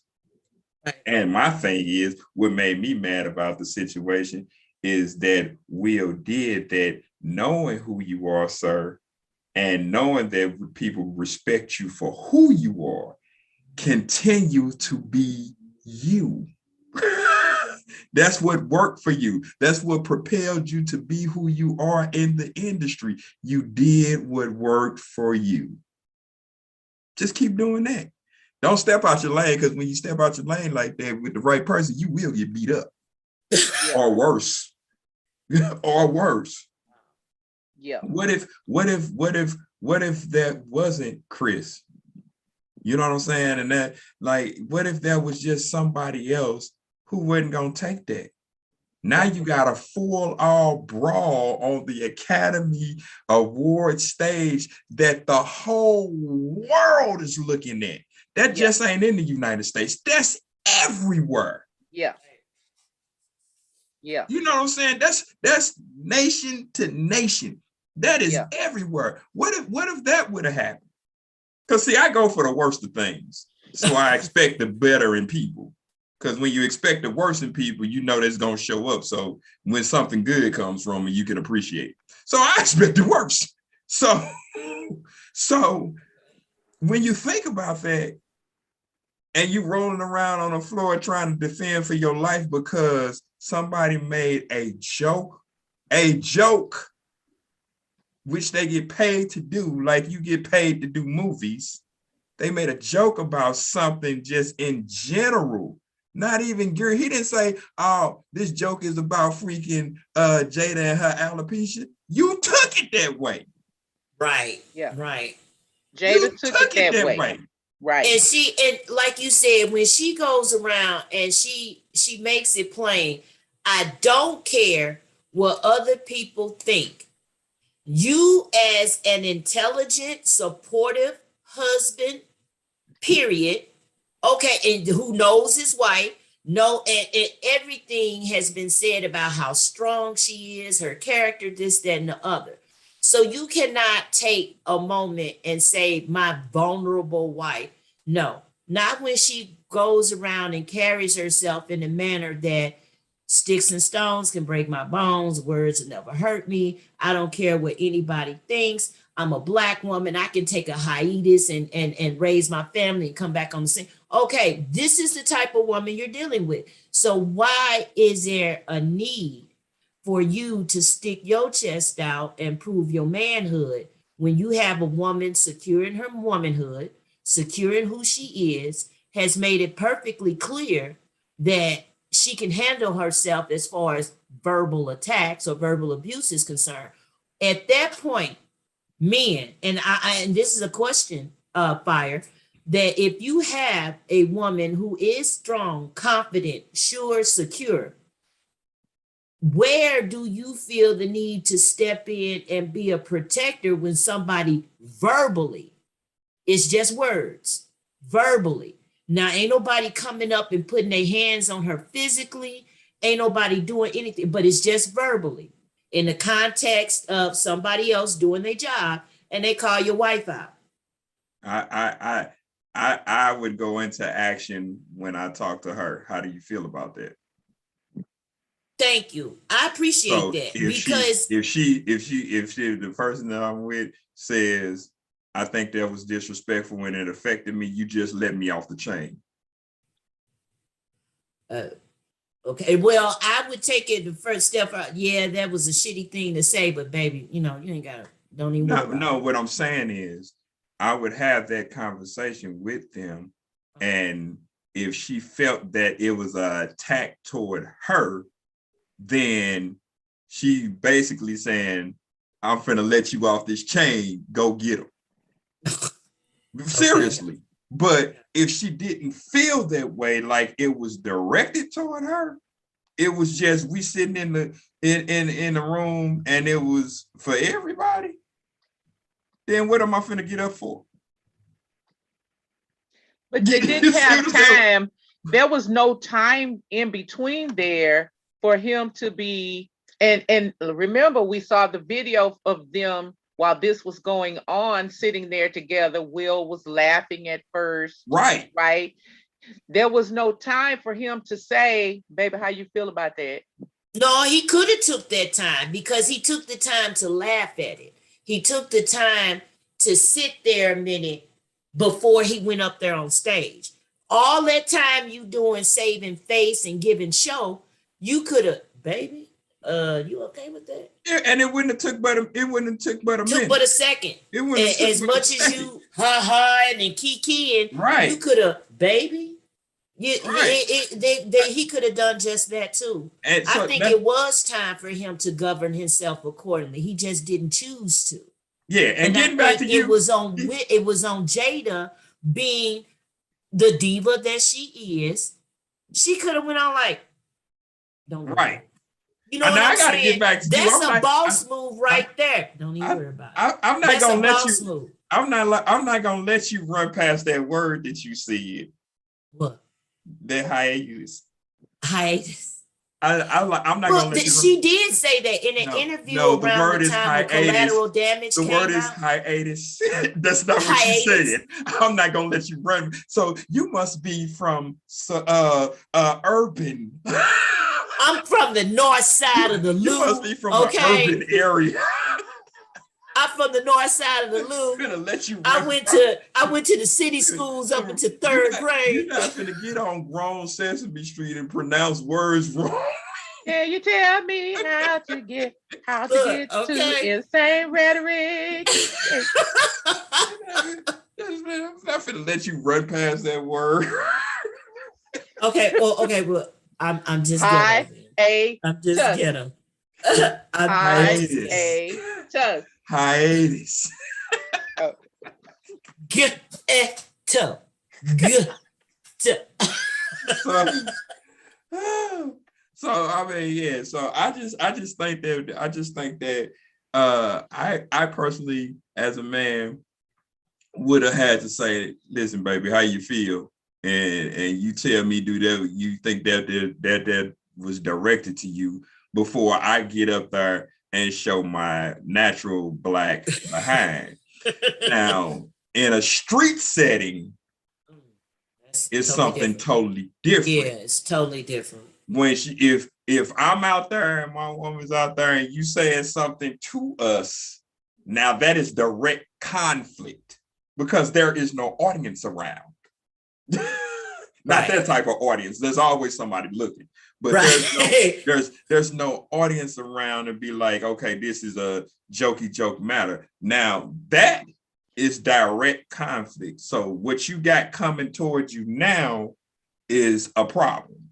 Cause now I'm finna go into being that guy that she needs because I know that you're talking to us about us. Right. Yeah.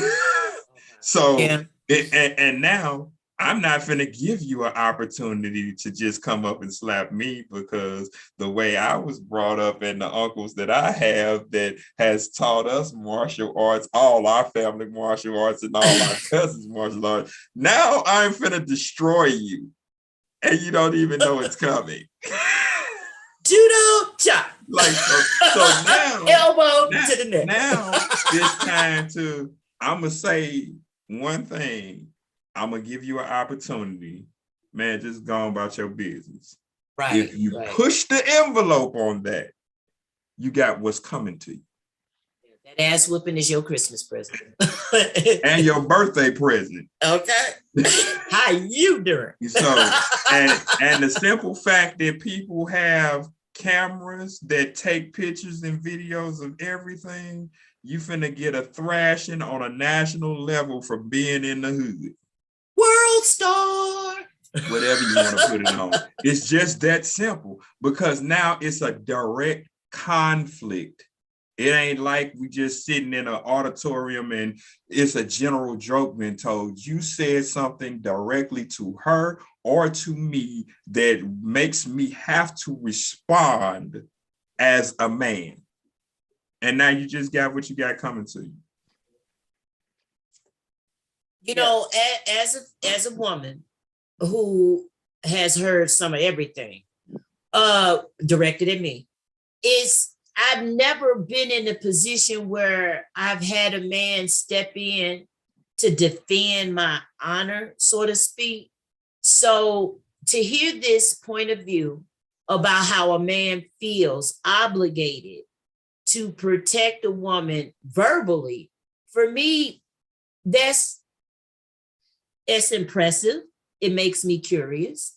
But at the same time, it does kind of make me wonder, as a woman, if you're independent and self-confident, okay, we're not talking about any other issues but that, just that type of person, then where's the limit? Where's the threshold? What is too much? When is enough where somebody should step in and defend you, even if they're not your man?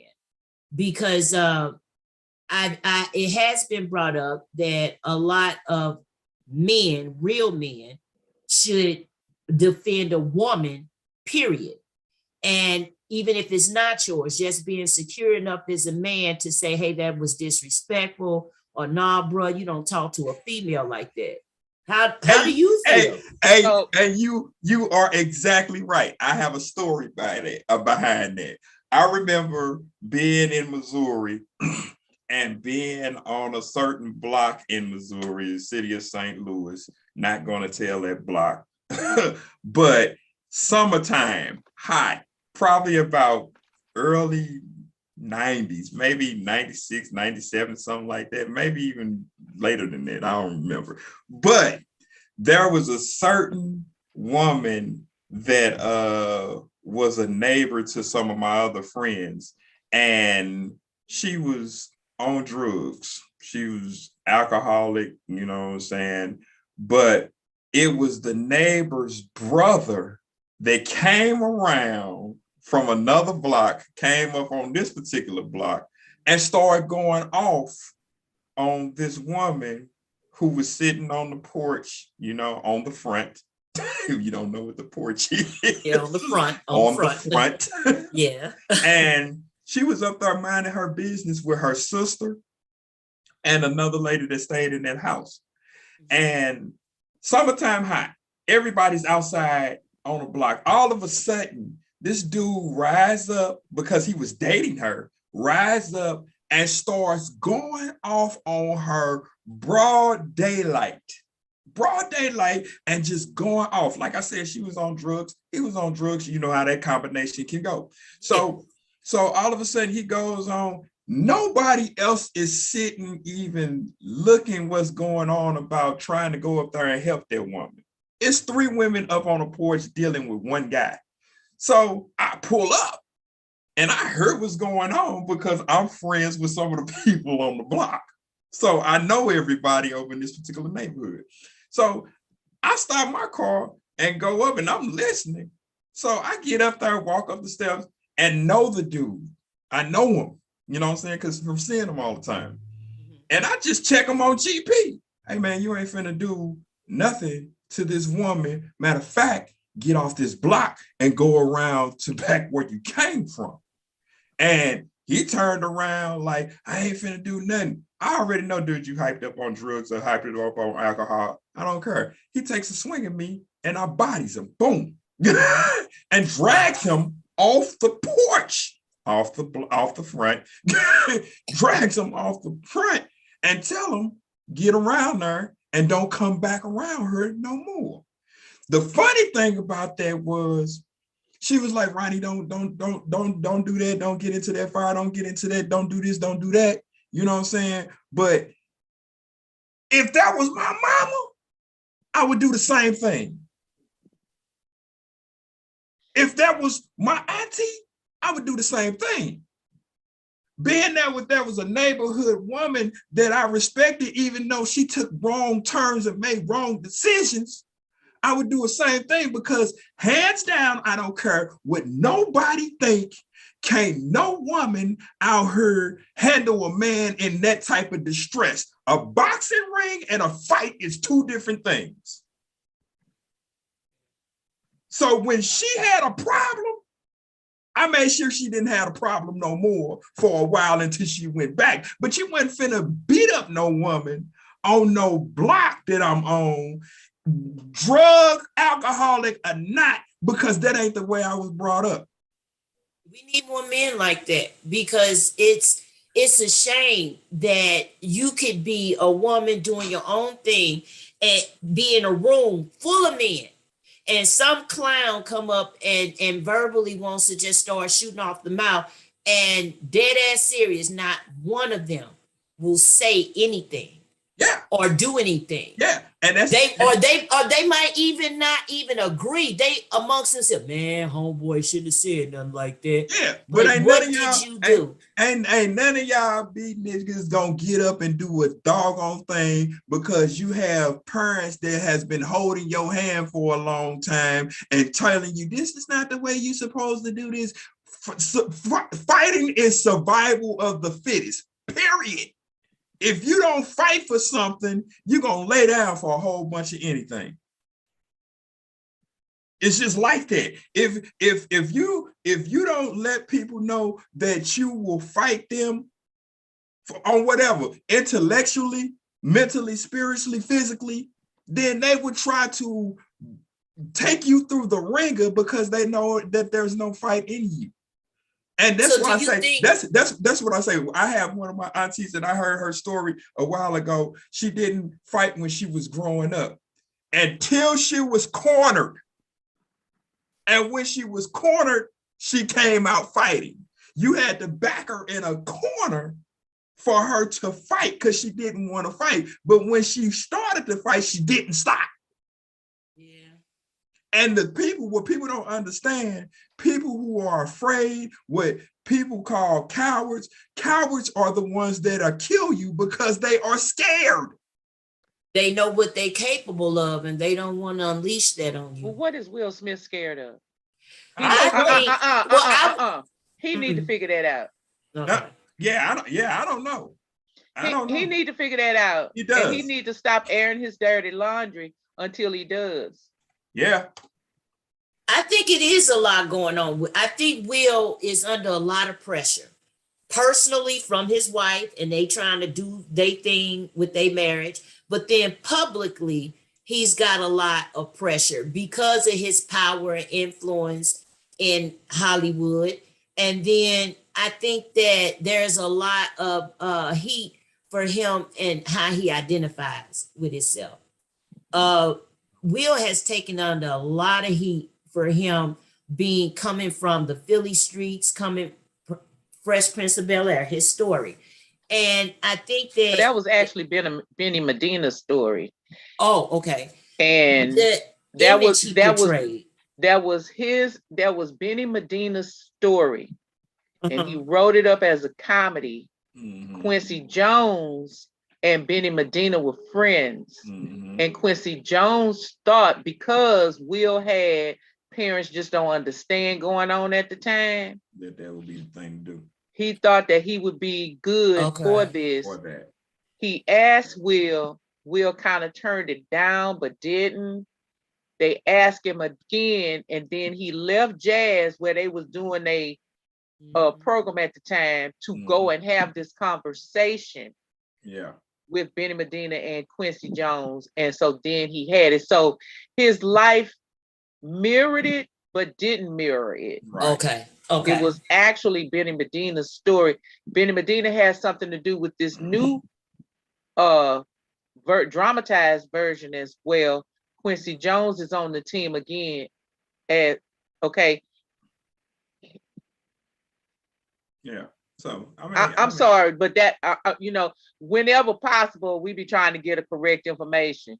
No, that's right. That's great. Correct me if I'm wrong, because I'm thinking that the image that Will portray, he just got a lot of heat from that because he has this such straight arrow, wiser than most. I've come a long way sort of image about himself. Listen.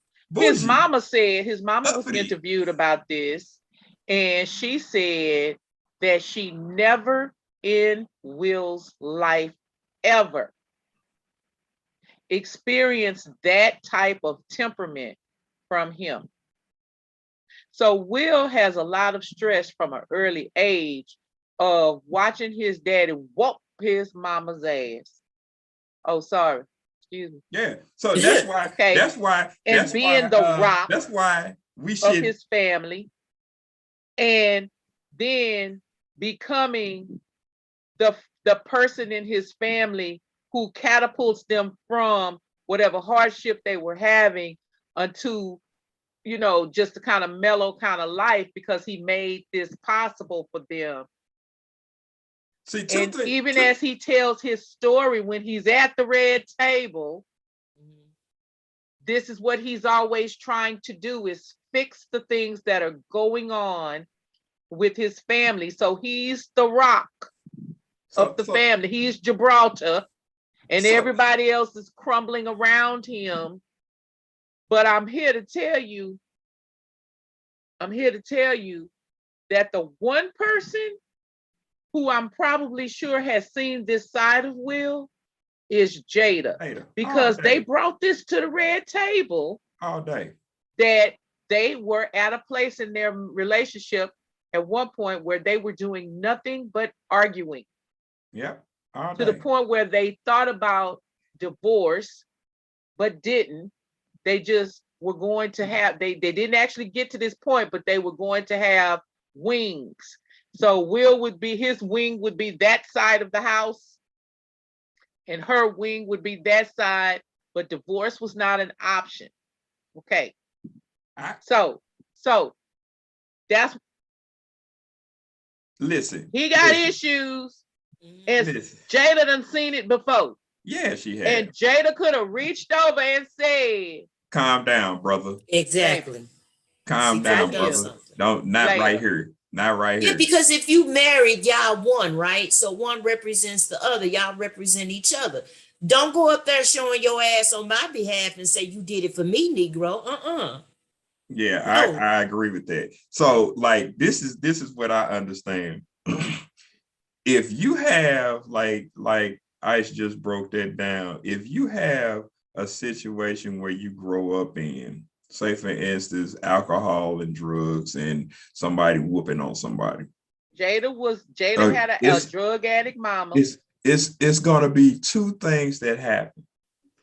Either you're going to succumb to the situation and be the next generation of whoopers, alcoholics, and drug addicts, or you're going to break away from that and start to figure out how I cannot be that. I know that for a fact because I had an issue about my own father, my birth logical father, my DNA dad, that when I heard the stories about him, I made sure that I didn't want to be that way. And the stories that I heard for my own were horrific stories about who he was and what he used to do. So that made me go the other way because I refuse to be that way like he was. But there's only two things that's going to come out of that. Either you're going to do better or you're going to be the exact same. Right. That's But it. listen, but let me tell you something. You can catapult yourself, you can take yourself, you can walk those steps you need to walk to not be the same. But if you don't do the mental work in your Oh, headspace, right. You'll fall because you into it. are the sum Yeah. total of your experiences. Yeah, you'll fall into it. Yeah. I wholeheartedly agree with that. A lot of us look good on the surface, but have not done the work to really make sure we're not a mess on the inside. So a lot of us say give good face, but so messed up on the inside mentally that we're toxic, that they're literally toxic to anybody. And until they do that work, they'll always be stuck in that same cycle. Yep. And like I say, my grandmother used to tell me still waters run deep. What Mhm. Still means waters was run what deep. was Okay, I'm cool. sorry. Was slow and Papa steady was on the a top, rolling was stone. slow and steady on Wherever the he top. laid his head It's was his stirring home. problems in the And when bottom. he died, Silly. oh, he left us was alone. So you Okay, gotta sorry. be careful. You gotta be careful of what you step into because it might look calm and cool, but at the bottom of that, It's there's bubbling. rushing waters and currents that will tear you to pieces, meaning how you feel about situations. Yeah. Everything that glitters ain't gold. There you go. I mean, and I found this to be true. A lot of things that I just sit back and watch and just observe people until they make a move. And when they make a move, then they find out that I ain't so calm and peaceful. Listen, okay, real quick story. Let me tell you something because we gotta go. Let me tell you something. But it's about this. It's about this. Like you don't change. You know what you need to be fixing on. Listen. So I had somebody did something. I caught him in it. Okay. So I asked the question that I needed to ask, and when I asked the question, person got up. They got up in their back and their voice. They put them up. A bit one half time behind my back. Like they got there. They went there and they said, you're not gonna assume. I said, hold on. I was like this. I was like this right here. I was like, hold on. So I didn't assume. I asked a question. The question started with, is this why? That's a question. Mhm. And what it requires of you is an answer. So would you please just answer the question? I'm not assuming anything. I'm asking. Because after all, that's what I do. Everybody that know me, my friends and everything, they be like, girl, you ask a lot of questions. Okay. That's how you gonna know. You don't know Exactly. How you gonna know if you don't ask questions? Even right? the genius asks questions. Right. That's what geniuses do, is ask questions. They ask Listen, questions. it's a running joke in my family. On my mama's side, we all geniuses. Okay, anyway, so listen, they calm down and they answered the question. Okay. See, look, this is what I'm saying. Like, People are the sum total of their experiences. So this person, what they told me was, this person with their relationships was always having to defend. put them up, Mm-hmm. put you with one hand, have my bad. Okay, Wimpy. Is that Wimpy? Was that Wimpy that did No, that? that's No. the Cowardly Lion. That's right. Oh, that was That's a the coward. Wizard Yeah, of I Oz. remember him, but I'm thinking Popeye for some reason. No. Why am I thinking Popeye? That's Goodness? the Wizard of No, Oz, Wimpy the is. lion. I would gladly pay you Tuesday for a hamburger today. Burger today. Right. I know. I think Wimpy was on drugs. You ain't finna give me my money, bruh. Talking about tomorrow. It was cracking them hamburger hamburgers. for Was he a fix $2 today. hoe? It was cracking them hamburgers. Was he Right. a Like, $2 no, hoe? sir. He I was know. a $2 crackhead. Okay. Slanging them burgers. Something So in the like burger. I think a lot of men, like when women ask questions, they go on the defensive because they think that it is something that they need to defend instead of actually just listening and finding out what the content means and the contextual that you are trying to convey what you're trying to convey. I think a lot of men don't know how to communicate. Now, y'all can hate me, men, and say what you want to say. Really, like I told you in the beginning, I don't care. So I think the main thing is learn how to communicate with whoever, whenever.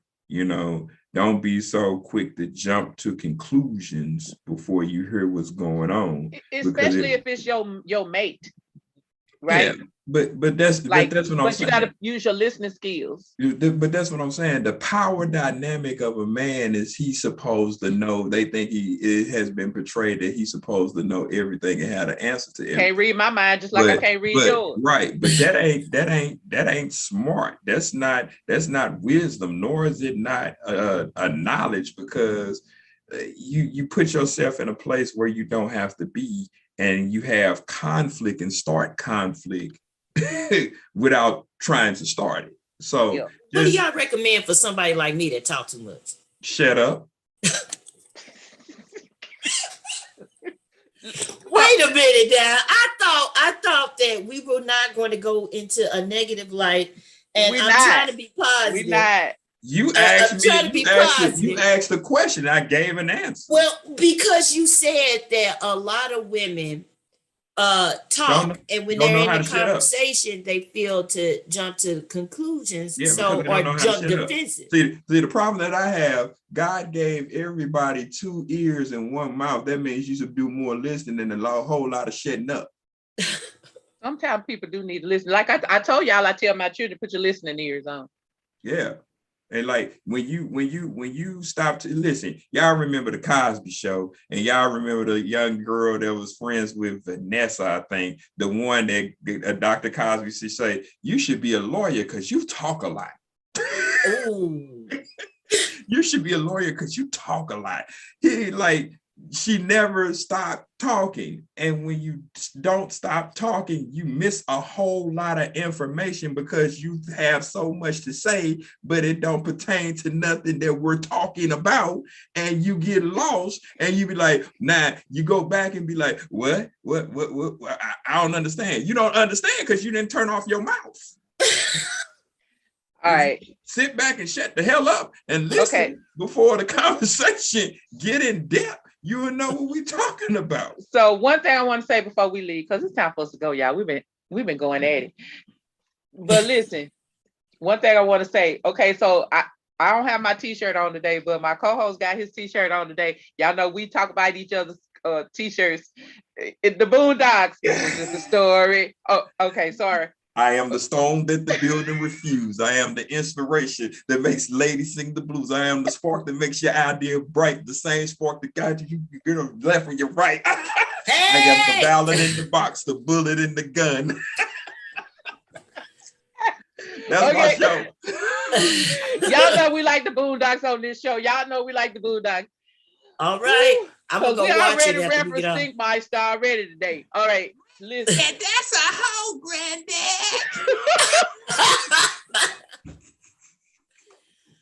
Okay, young Huey. But anyway, hey, listen, y'all A pimp named subscribe, like, Slickback. follow. What you Go mean, to our slick Real back? Talk page and Insane Rhetoric with a K, spelled with a K.com. Spell it with a K. We Insane are on Rhetoric. every platform you can think of for podcasts, for our audio, and of course we're here on YouTube. But very soon as y'all go on over there to Clubhouse and follow, I'm gonna need y'all to go to Clubhouse, find Insane Rhetoric, and follow, because as soon as we get some followers, we're gonna start the Elementary Chronicles. That's not to be Ooh. confused with the Pimp Chronicles. Yeah, that's not the Pimp Chronicles. So go on over Pimpin' and is follow us on elementary. Clubhouse too. We are in every continent. How many continents is on the planet? Well, I 6. said 6 the last time, but it's 7. What? She played because she heard that episode. What? Y'all tell me 6 continents on the planet. Which one that fell off? Because I need to know. 50. Okay. We have 50 continents in the United States. Some senator would probably say that. Right? We should have had Oh, you. my God. Look, we should have had you on our show talking about Miss Ketanji Jackson Brown. But that's okay. Listen. Okay, y'all. Did y'all hear y'all old president talking about, they was talking about him in burner phones? Burner phones. Yes. He was talking about they say they got 7 hours of misinformation because he wasn't using the phone in the White House. He was using a burner phone. Uh-oh. Crazy. Uh-oh. He Craziness. talking about folks on the low. Okay. Y'all. All right. Subscribe, like, follow. And remember, as always, to enjoy this ride that is Insane Rhetoric. You know what it is. We out this piece. Let's get right. it. Bye, y'all. Bye, everybody. Bye. Thanks for having me.